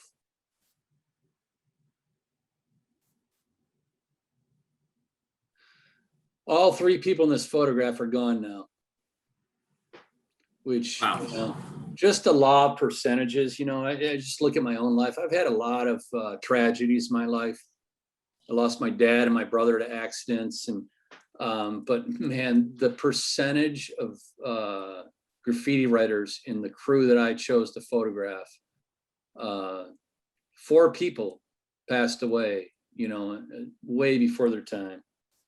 And it was devastating for me, especially Loaf, because he was the first one to die. And I put my camera down for like 2 years, didn't photograph one thing.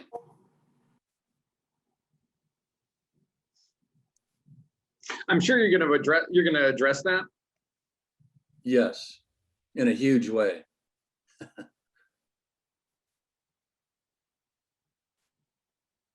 Of all the subjects I had, Tech was by far the most relaxed in front of the camera. And that was the other, like anyone listening, as a photographer, if you're going to photograph people, I've just gotten used to finding out when people are acting for the camera. And it used to really annoy me. And I think they even caught on to me trying to get them when they weren't acting. But Tech, I mean, I could shove the camera a foot from his face, and he just was so comfortable in front of the camera. And it gets back to what I was saying about, like, I once saw Alex Soth speak, and somebody asked him, how come you why did you become a photographer? And this was great because it was at the Detroit Institute of Arts, and it was a real stuffy, like, donor crowd, you know? And he said, because it's easy. And I think it upset people, but I also can see where that's true. I think who you choose to photograph, it's not to say you can't get a great portrait out of somebody by playing your role as a photographer, but if you have like Mary Ellen Mark with Tiny, his subject, yeah. Tiny, do you know about this? I do. I don't know if I would think the students do not. Yeah, he photographed this prostitute in Seattle from a very street kids in general, but she was the perfect subject because she just was completely at home in front of the camera. And that's how I felt about Tech.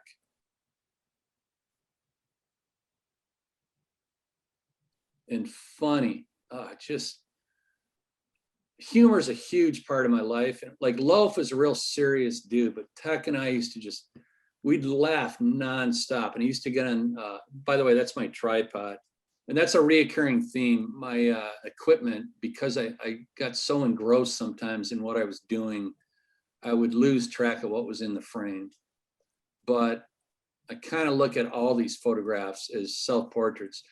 There's my lens here. See my lens in the foreground? Oh, yeah. Those are my car keys. So I look at these and, you might see a black book session where they're all drawing, but I also see myself in the photographs. It seems kind of cliche to say that, but I can remember almost every one of these photographs, and I have a terrible memory.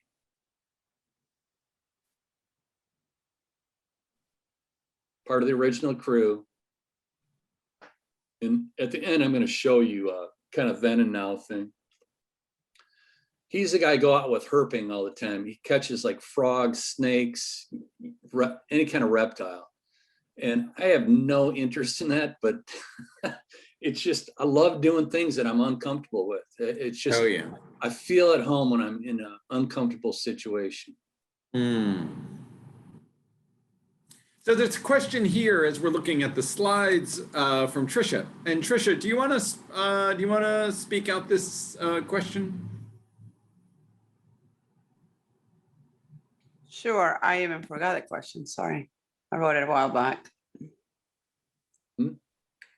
What? Oh, yes. I remember now. Sorry. Oh, that's all right. I'm 62. so- Believe me, I can relate. Can't remember anything. If someone wants to follow graffiti people, what do they need to do to photograph them? I can't answer that because I feel like a lot of well, I can, but to a degree. I honestly think being old and not cool helped me, because when I started, it was living underground. But I think now, like on Instagram, there's all kinds of what I call scenesters, people that want to be in the scene that aren't a part of the scene. And there are other folks that are kind of imitating what I'm doing. They're shooting in black and white. And I've seen this actually happen in Detroit, where it went from like amateur photographers photographing graffiti on walls, then meeting like a graffiti writer at a gallery opening or a party or whatever, and trying to do it. But I think what made it stick for me was my resiliency and I kept showing up. And what Tim mentioned earlier about it doesn't, Eric Howard, the community activist, he's a photographer, like I mentioned, and some of his stuff feels, I tell him this all the time as a mentor, that your photographs feel like you're on assignment. Whereas I feel like my photographs are just more a reflection of my time, if that makes sense. So, I don't know, there's not a manual how to meet somebody, but, and it also, it depends on your subject matter. Like I've mentioned, this young man here that's drawing, I mentioned there's hardly any gang members in my circles. He was a gang member and he did not like me. And I never pressed the issue with people that felt uncomfortable. And it's also like, photography is kind of a way to, this sounds corny, but become a better person, because you are on display and you're trying out for the job every time you show up someplace. And it's important not to be an asshole and act like an idiot when you're taking something from them. So I always made a point of, like, I'd go to their weddings, I'd take photographs at the weddings. I hate wedding photography. I hate doing it anyhow. I would, I photographed this graffiti writer. This is Matt. I'm gonna tell you his real name, not his graffiti name. I photographed his daughter once, like with studio lighting. That's not my kind of thing. I turn down that kind of work all the time because it's just not me. But I made a point of giving something back. They talk about taking a photograph. You have to give something back. And I always made a point of being that person. Those are my big, wide feet in the right corner there. And then another question here, Anna Rose, you had a question about like what role you see, I think, his work playing. Yeah, I actually have two questions. So the question that I put in the chat earlier was, what role, if any, do you see your work playing in how it will influence the youth and the next generation. Okay. So that's my first question. Then I have another one after that. Okay, save the other one. The other one Well, is. hold on, no, save that. I'm gonna Oh, answer the save it. first I one. thought you said save it. Actually, I have said this for years, that my concern, and this pivoted for me. I had it, like I said earlier, I had an epiphany where I began to realize that I'm not doing this for the art world anymore. I'm doing it for them. And my biggest concern was that I represented them in an authentic way that showed them as the beautiful people that I thought they were. So there was that role of reflecting themselves back at them.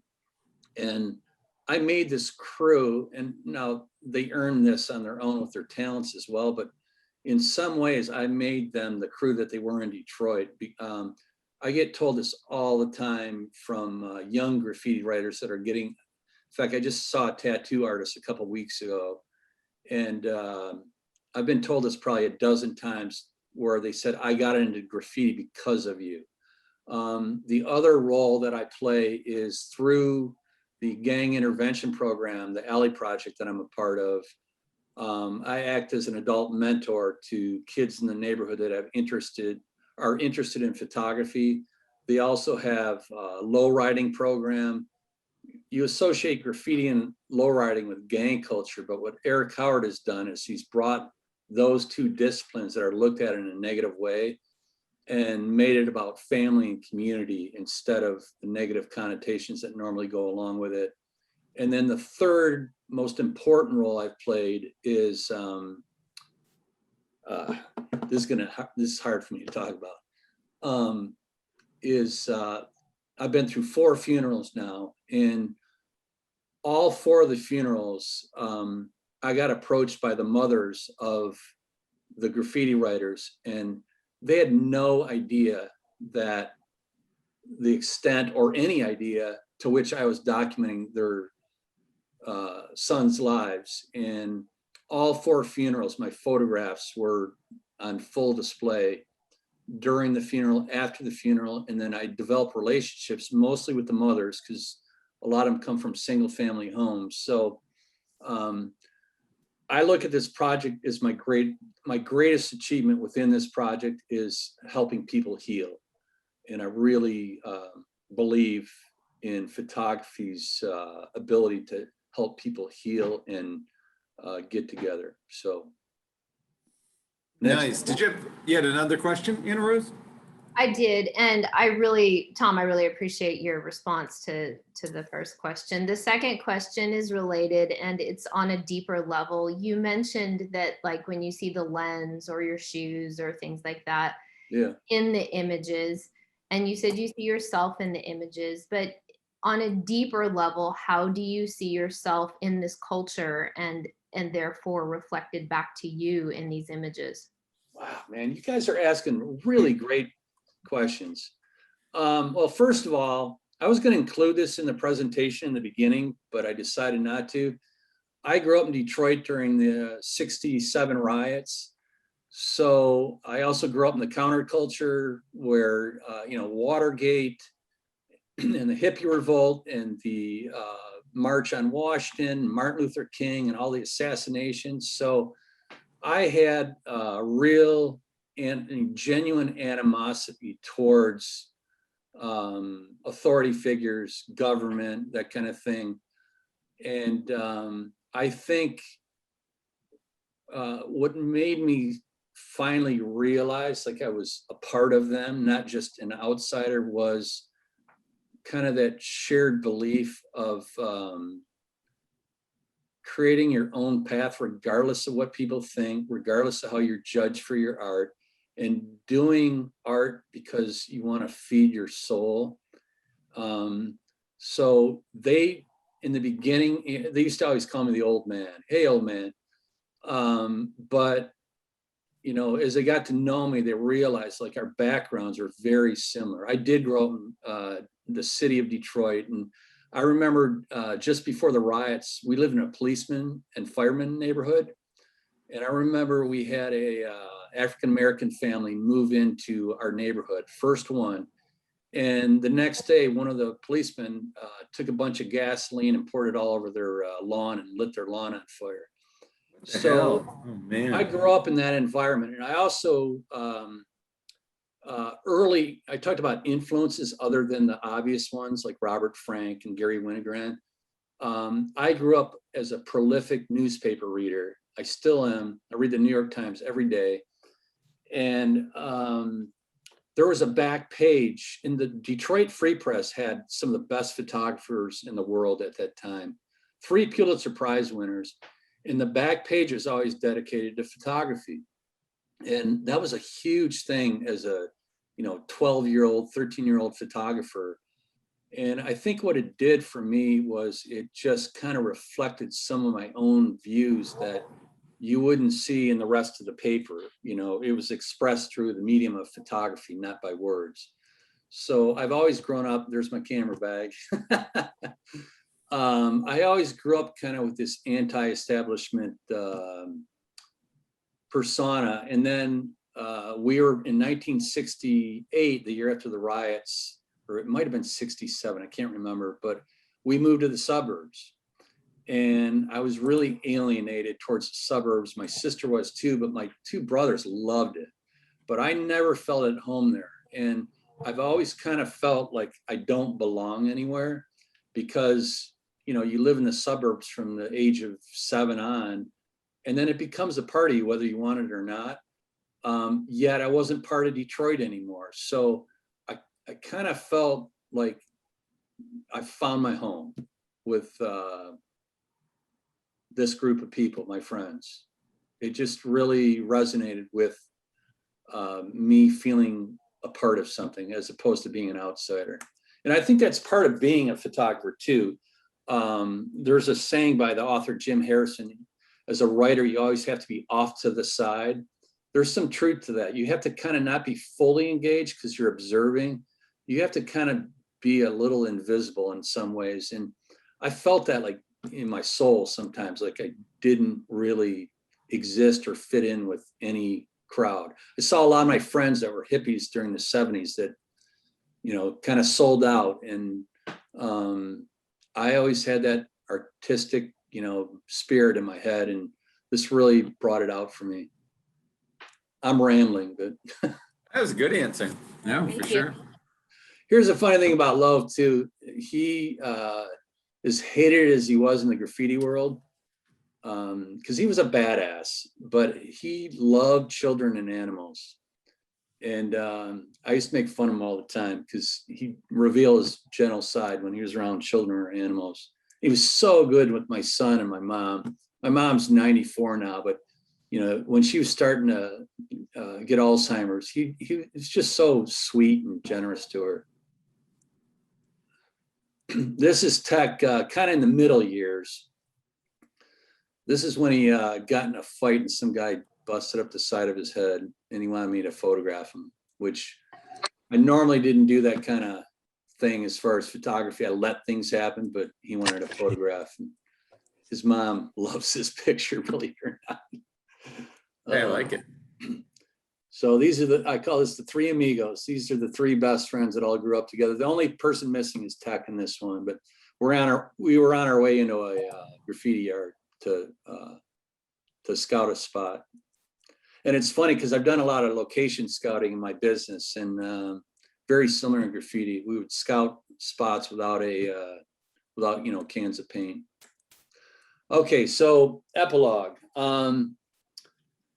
So after,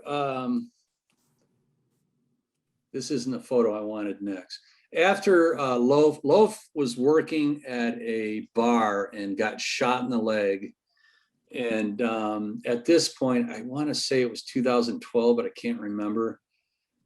I was like 7 years in it. I got really burned out and I disappeared for a while. I'd still see him every once in a while, but photographing wise, I didn't really see him a lot. So I call this epilogue because this is kind of when they started growing up and getting older, and I don't want to say getting less rebellious because they're still doing graffiti, but they're starting to do legal walls. The guy in back is a real famous muralist in Detroit, Jesse Castle. He was in an earlier photograph. I had of a guy with a mask on that was covering everything but his eyes. And Jesse would often invite graffiti writers to help him with public murals.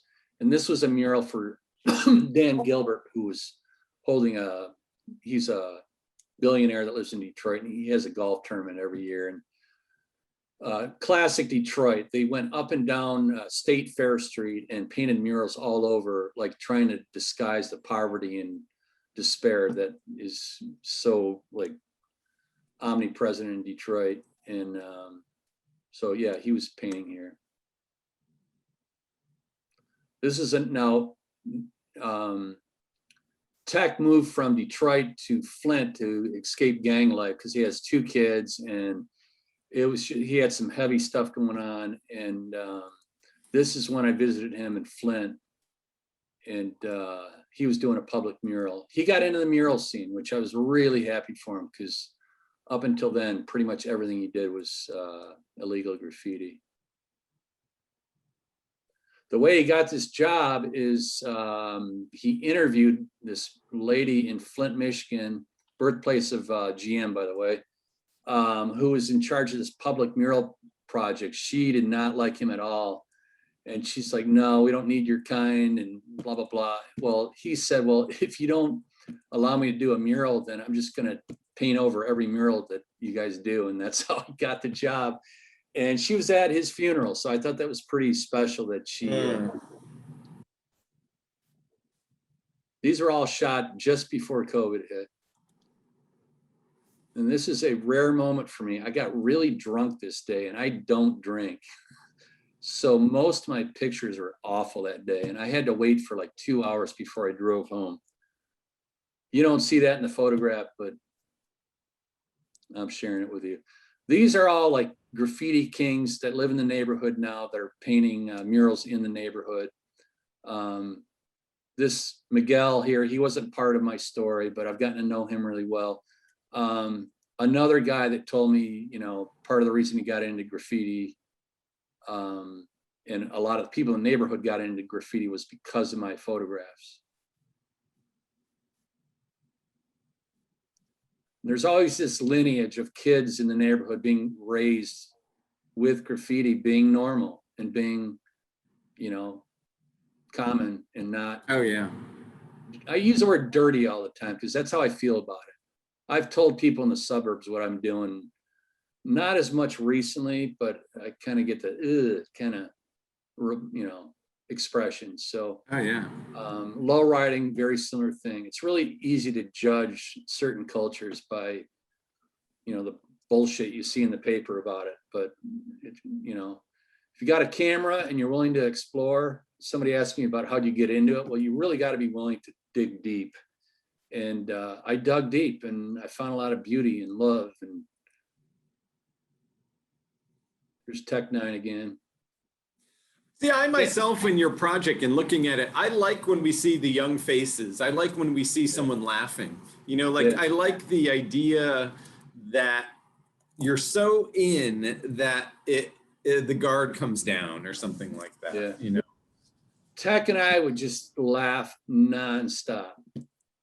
And by the way, Tech had this crazy street style as far as the way he dressed. And his mom at the funeral said, like, man, you really captured the way. It's funny what people notice. Like a graffiti writer will notice the piece in the background and critique it. Whereas, you know, his mom will notice, you know, his fat knuckles or his missing tooth. Oh, that damn tooth. She told me a story about him eating corn, and anytime he ate corn on the cob, there'd be this row where his missing tooth was of uneaten corn. So I love, one of the things I loved about displaying my work at the Detroit Institute of Arts, a museum, was that, you know, despite all the donors and that whole scene, common everyday people go into museums and see things for the first time. And I like to spy on people at in the museum when they're looking at my photograph to get reactions, to hear what they're saying. And it's really a beautiful thing when you hear somebody emote about discovery by looking at a photograph. I've also stood behind people that have, demeaned my photographs. And ironically, my cousin is married to the mayor of Detroit, who hates graffiti. And the curator at the museum once told me she took my cousin on a private tour of my show at the DIA. And when she came to my pieces, she looked up at him and walked right past him. Didn't even want to look at him. And her loss, So this is the guy I told you about earlier. He's probably been arrested 30 times. Great guy, takes care of his blind mom, and lives at home with her, but he's just, never can seem to get his life going in the right direction. So this is Loaf after he got shot. I meant for this to be at the beginning of the epilogue. So after he got shot, I saw a different side to him. And it's funny because the first day I went to visit him in the hospital, I didn't have my camera. And he's like, where the fuck's your camera? Well, how come you don't have your camera? And I just thought like, wow, man, after all these years, not that I didn't know this, but they were all in. And so I came back the next day with my camera. But after this, I'm going to switch now to his real name. His real name is Adam Willingham. So after this, Adam, he got addicted to painkillers. And then from there, unbeknownst to me, he got addicted to heroin. And I think it was in pill form. I'm not sure. I don't know how he ingested it, but he died of a drug overdose in 2017. And that's when I gave up on this project for a couple of years. I shot nothing but cell phone photography for 2 years. But this photograph, to me, kind of represents the beginning of the end for him. He just couldn't handle it. And, he had this cavity in his leg and he was in constant pain. And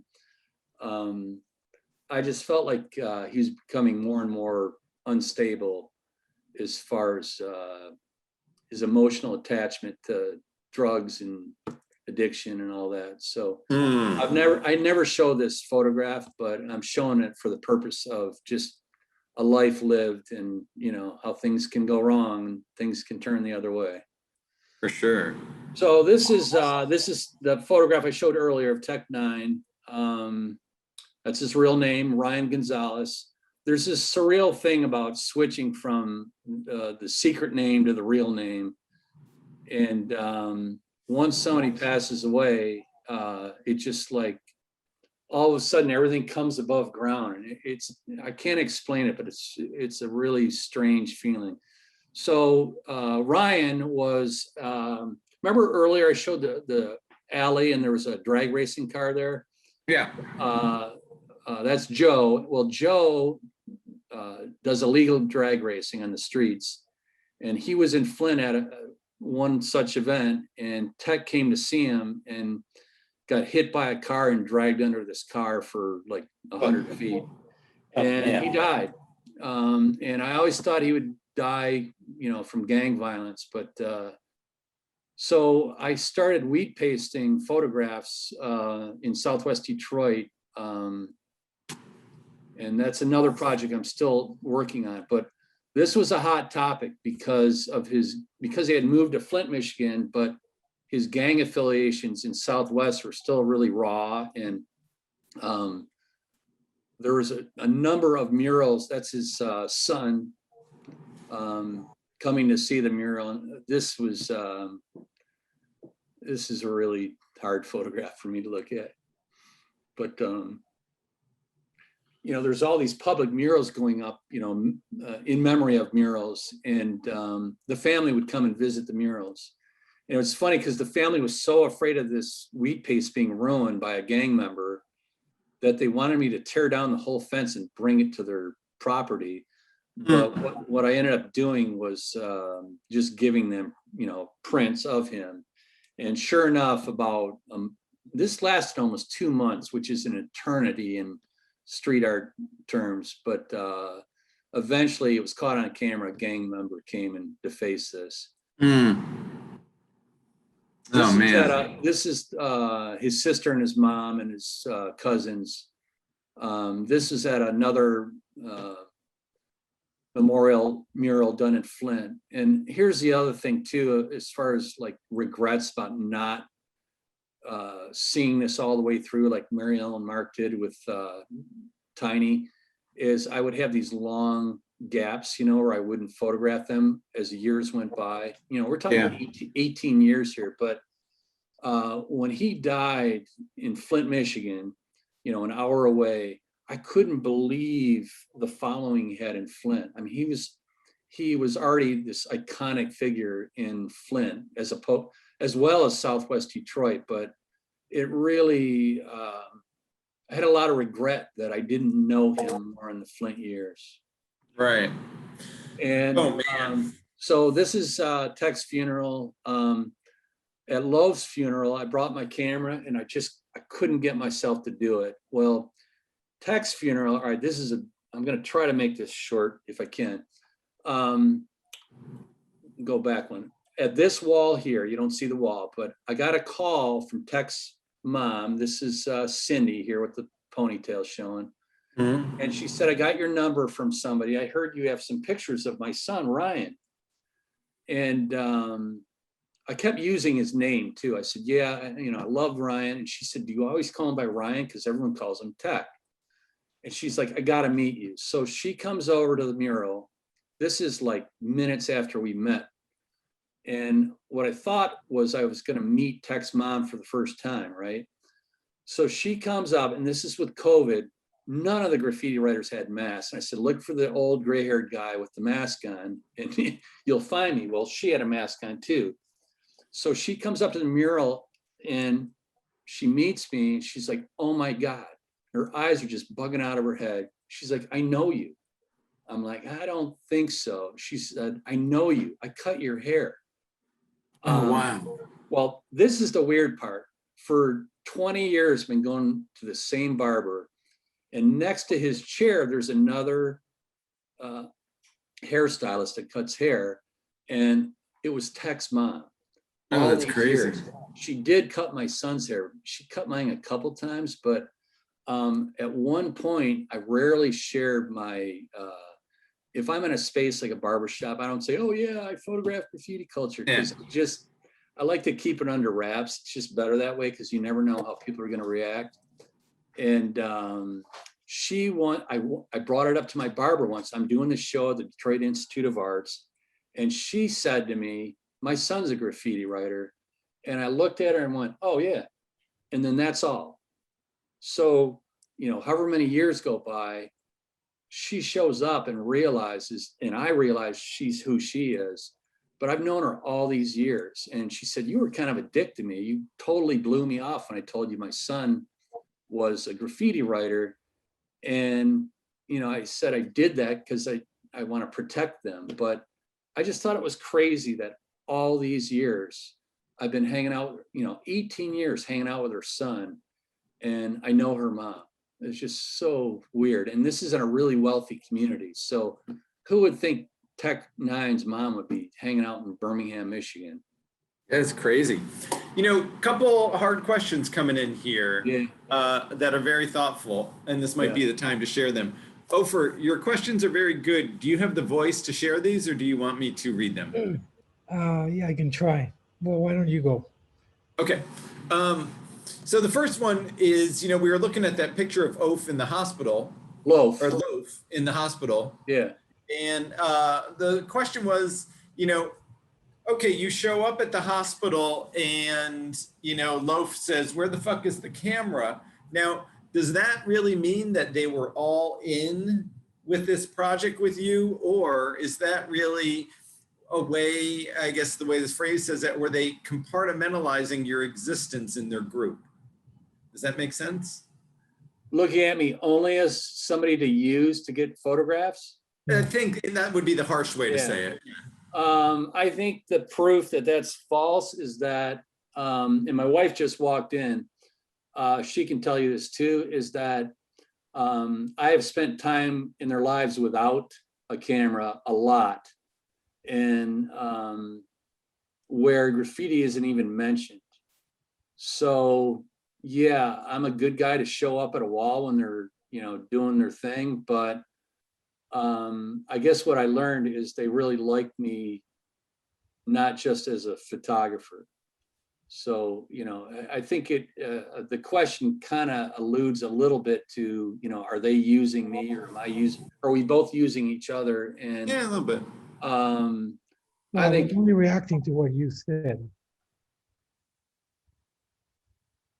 what? I was only, the question came because I was Yeah, yeah. reacting to something that you said. Yeah, no, I'm not taking it as offensive. But it's a valid question. Are you, you know, and it gets back to what I was saying about, like, are you taking pictures? Are you just taking them for your own reasons? And I haven't done it. I just did a group show somewhere, only one photograph, but that was the first show I did in like 2 or 3 years. So I've had every opportunity to advance my fine art photography career.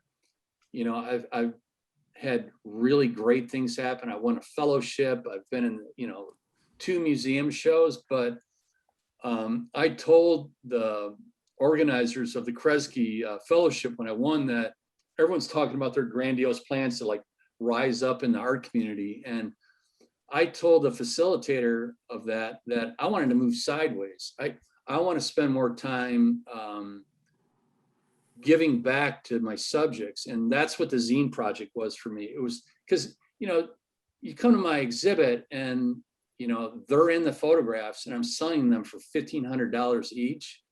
And it kind of feels like you're using them a little bit. And I didn't want that ever to happen. I always made a point of giving prints out, sometimes a lot of prints. And I always try to give back. So, but it's a really, and I wasn't offended at all. I'm just, but I get the gist of the question. And by the way, I don't think it's bad even if, like, you know, I go out with the family, I get compartmentalized as a photographer, you know, so Yeah, it's not necessarily a bad thing. I'm just saying, Yeah. like, did they look at you more than the, you know, like everybody gets a role in the society. yeah, Yeah. yeah, But and the second question is a little bit tougher. yeah. You want me to read the second one? Sure. Can you hold on 1 second? I want to Yeah. shut the door to my office because I can hear something in the background. 1 second. Yep.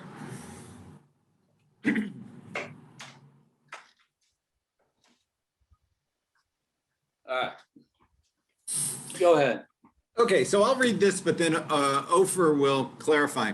It says, need to resolve conflicts, not putting family at risk, but subjects are getting shot, killed early and young. Not about, oh, I'm sorry. Not glorifying graffiti. Yeah, not about glorifying graffiti, but many got into graffiti because of your work, Tom. Yeah. And so this is like a statement. It's not necessarily a question. Do you have a question that Well, I mean, like, maybe you can help resolve this conflict that I have in my head, because you're saying that you didn't put the family at risk, and yet you associate yourself with people that, you know, many of them, like you said, don't actually reach maturity. And that means that somewhere in the vicinity of you, they got killed, they got shot. Hours before you were there, hours after you were there, sometimes when you were there. You know, they're involved, you know, one is shot in the leg, the other one dies. And then the other one is, you said that, you know, you're not about glorifying graffiti and you're not about promoting it or advancing it. And then you also say in the same breath that you have a lot of people telling you that they got into graffiti because of this. So, Yeah. those are just kind of. Well, that's a lot of like statements and questions at the same time. I'm not quite sure what the question is though. Like, I haven't put my own family at risk. I think driving in a car with tech, you know, going to a Stanley Cup playoff celebration isn't putting my family at risk. But, you know, when you drive with your own family down the freeway, I mean, you know, my dad and my brother both died in accidents. You're always putting yourself at risk. And I think even as a street photographer, I mean, anything can happen. So I don't but feel like that would be a fallacy. That would be a fallacy. I mean, because if you, if you drive in a car in Tel Aviv, then your chances of getting, killed by the car is just chances of being in an accident, and by the statistics of, of Tel Aviv accident. But if you take the car and you drive it in Gaza Strip, then the chances there are yeah. you're going to get killed because not because of an accident, because you're just going to get shot by Hamas. So Yeah. it's not, I wouldn't accept that as an answer. You don't accept that as an answer? I'm not accepting as an answer that driving in a car is risky. Yeah, well, that's fine. Yeah. I mean, I don't know. I see risk in everyday life. I take risks, but I mean, I don't see what that has to do with the photographs themselves. I mean, just, I don't know. I try to be respectful of the people that I'm around and the people that I encounter. And yes, I do encounter risk. And I've been chased before. I've been, I've been assaulted once, not related to graffiti, but I don't like try to like glorify that risk. And I mentioned earlier, like, I think a part of my acceptance had more to do with me just being kind of a normal guy that wasn't trying too hard. So I present myself the way I am to everyone, and what I think is genuine. And if I'm at risk, it's a lot of it can be happenstance. But one person got shot. I wasn't there, but I could get shot going into the liquor store tomorrow, not being around a graffiti writer. And then, like I said, Tech 9, he got hit and run. That could happen to me, but it's certainly like the way they died doesn't really I don't see the connection between how they died and myself dying. Another one fell through a roof, while he was painting. I wasn't there for that, but I've been on plenty of roofs of abandoned buildings where I could fall through. Another one died of an aneurysm. So, there's 4 people that have all died different ways. And I never saw like the association between their lifestyle and me as being, I don't know. I just never felt in danger. I felt very comfortable. Yeah. That's valid. That is valid. Let's continue with the funeral here. Yeah. So this was a separate kind of ceremony after the funeral where they had the gravedigger was there, and these guys were tagging the vault that the casket was going to go in. So I hung out for that. Wow. Wow. This is a beautiful photograph because it's a combination of all his friends from Southwest Detroit mixed in with his relatives and all his friends from Flint, his adopted town. And you noticed earlier, the casket had tags all over it. These were memorial walls that were done all over town. It was amazing how many murals went up. The guy that, Freddie, the guy you see in the foreground, he did a likeness of Tech on the wall. And then the guy in the background, he did the Old English Tech 9 in the background. So they worked on this together, but there was about 4 or 5 different murals in Southwest Detroit. About 2 days after he did the likeness of Tech 9, they defaced it. The gang members did. He's wearing the shirt I'm wearing now. Just noticed that. Right. This is Tech's son, who came to the wall and helped. He was actually there teaching him how to do his dad's tags. So he was tagging the wall where they did the memorial piece. So Tricia, you had a question about tag names? Yes. So hold on. Yeah. By the way, tagging is strictly like signing a check. People in the paper always say tagging. Tagging is like what you do at the end of when you're done with a piece, what they call a piece. So I wouldn't call it a tag name. It's just a graffiti. It's his graffiti moniker, or graffiti name. Just, it's a nuance, but it's kind of important. So they all have graffiti, the artists have graffiti names, right? Yeah. Or the artist name or nickname, I don't know what to call Yeah. it. Or Do they have- sometimes street names. Yeah. So do they have one for you? No. White boy or old man. They never call you the photographer? No, I did do a stencil once of the mayor of Detroit who got arrested and put in jail, Kwame Kilpatrick. But I didn't actually do the stencil. I gave it to them and they went all over town and used the stencil. There's another memorial wall. Always children present in the neighborhood. Right.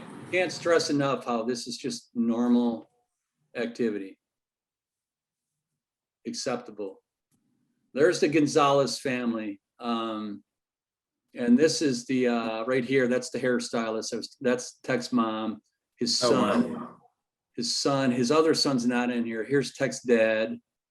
But these are brothers, sisters, cousins. And then this guy standing out like a sore thumb. This is Mark, who I met in the Packard plant that introduced me to everyone I know today, basically. So these are the 4 that I lost. I never do this, but I wanted to share it this time. Yep.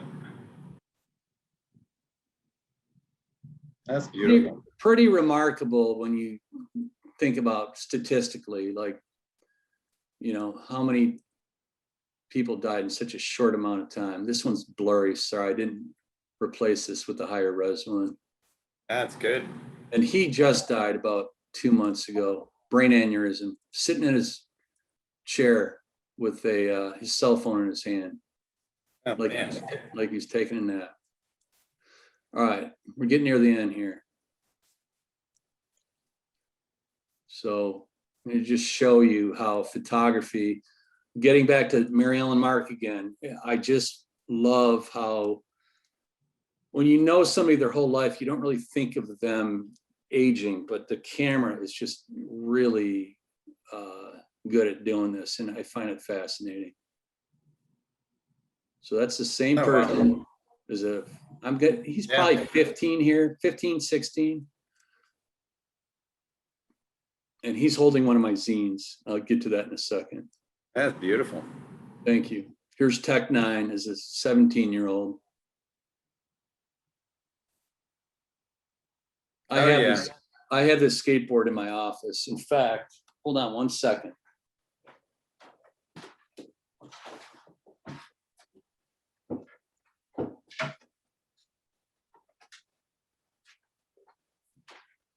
So I had everyone, these are tags, just so you know. So I had everyone from Southwest Detroit tag this skateboard, and he never finished that piece. He was going to do the whole board and he never did. So it's one of my prized possessions. All right, so on the far left here, this is Freddie, who, like I said earlier, I ignored for years because he was just a little, you know, little kid from the neighborhood. There's Freddie now. Oh, nice. This is all like 18 years, you know.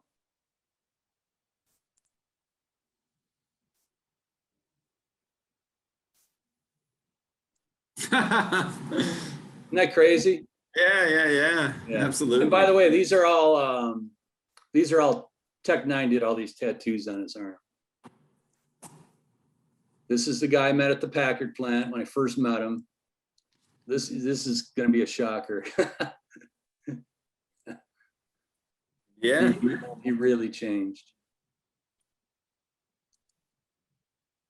This is Richie. He's the one that another kid I kind of ignored that now is a graffiti king. That's his son, Romeo, Richie and Romeo, who is now, you know, a full-blown teenager. Look at that. Isn't that crazy? Very cute. Yeah. Very cute. And then This is a zine. So this is all part of my fellowship because, like I said earlier, I wanted to do something that I could make affordable that they could have as a, you know, memento of my time spent with them. And I'm selling these online, as you see below, but when these first came out like a month ago, I set up on the street in Southwest Detroit, and God, it was just a beautiful experience. All the family members came by, nieces and nephews, people that introduced themselves to me that were, you know, relatives of Tech and Loaf. And it just, they flew out the door the first couple of weeks. I still that's have great. I still have plenty left, but it really felt good. And then I also gave out, you know, anyone that has ever been in front of my camera, I gave free copies. So it took me almost 2 years to make this because of the pandemic, but this was my big project I was working on. Everyone has always bugged me about doing a book, and I'm a book collector, but I don't want to have like an $85 book in that. It's same with the gallery shows that I was talking about earlier. Like, you know, are they really going to come to a show of mine and buy a $1,500 print? So I wanted it to be accessible and something that, you know, everyone could buy or give out. So I was real happy with the way they came out. Oh, they look beautiful. Beautiful. That's it. Tom, that was wonderful. Thank you so much. Oh, you're welcome. You're welcome. That was a fascinating presentation.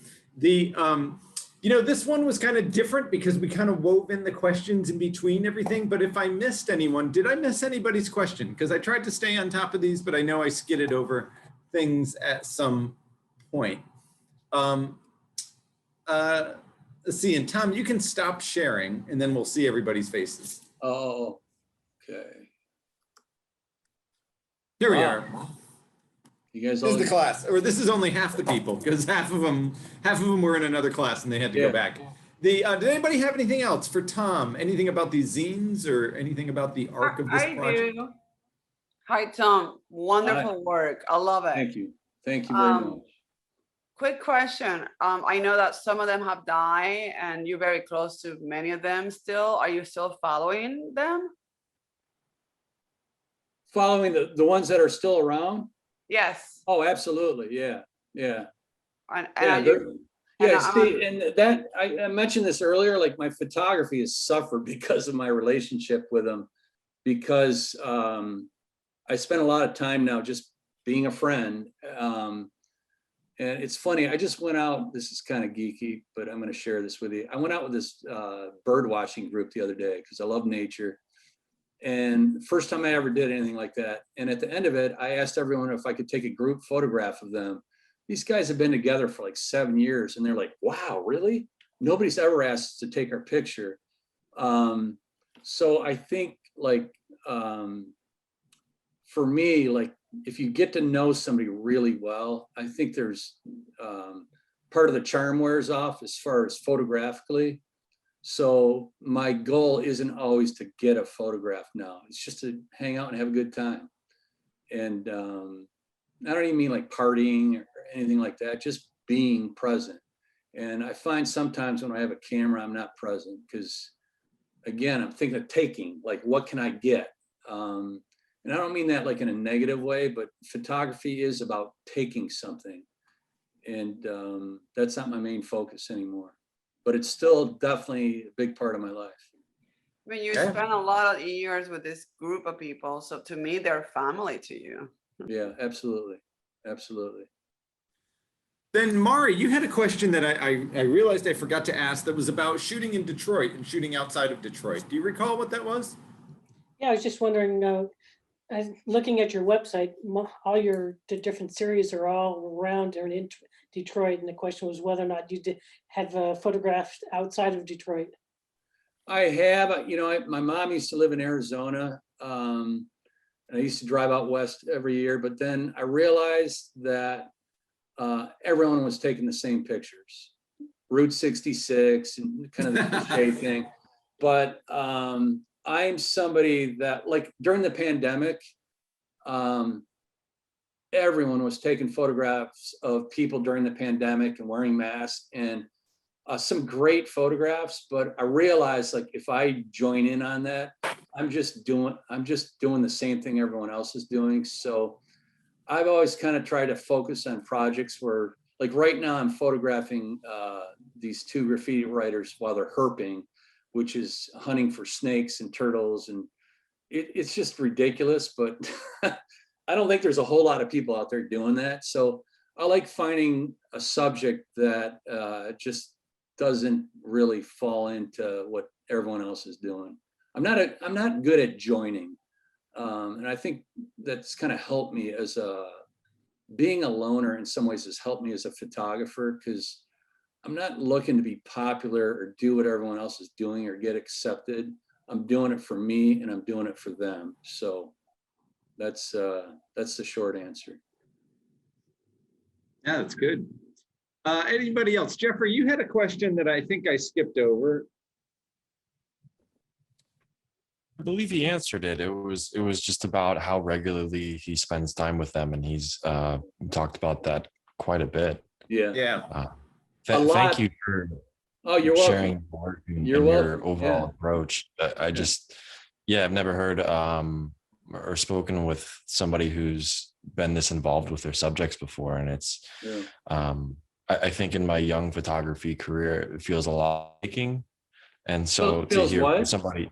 It feels a lot like I am taking in situations. I'm taking, getting something for me and not giving enough back. And so it's good to hear from a photographer who's made it a real point to be involved with his subjects in a non-selfish, giving back kind of way. So I just want to applaud you there. Thank you. Thank you. And I was talking about Alex Soth earlier. The other thing that struck me about him is when he was at the DIA, Detroit Institute of Arts, he was giving a talk, and one of the things he said that really struck me is that, does everyone know Alex Soth here?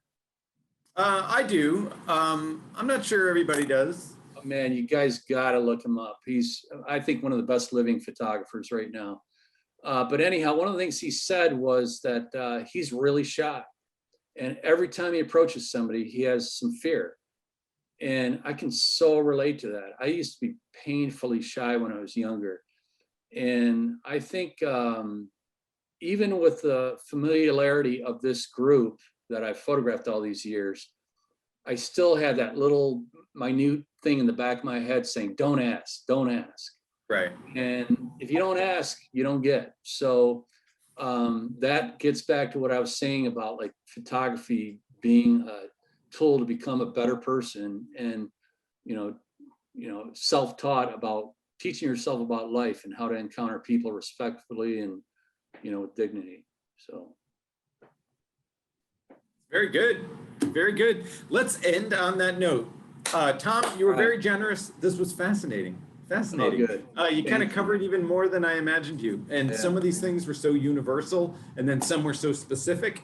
It was wonderful. I hope I didn't blab on too long. You were very generous with your, you were very generous. This worked out great. We are going to wrap up because I need to talk to my students some more about what we got to do for next class and stuff. We will let you go. And thank you, Tom. And you and I will talk in a little bit. All right. Thanks, Tom. Everyone. Appreciate you. Thanks.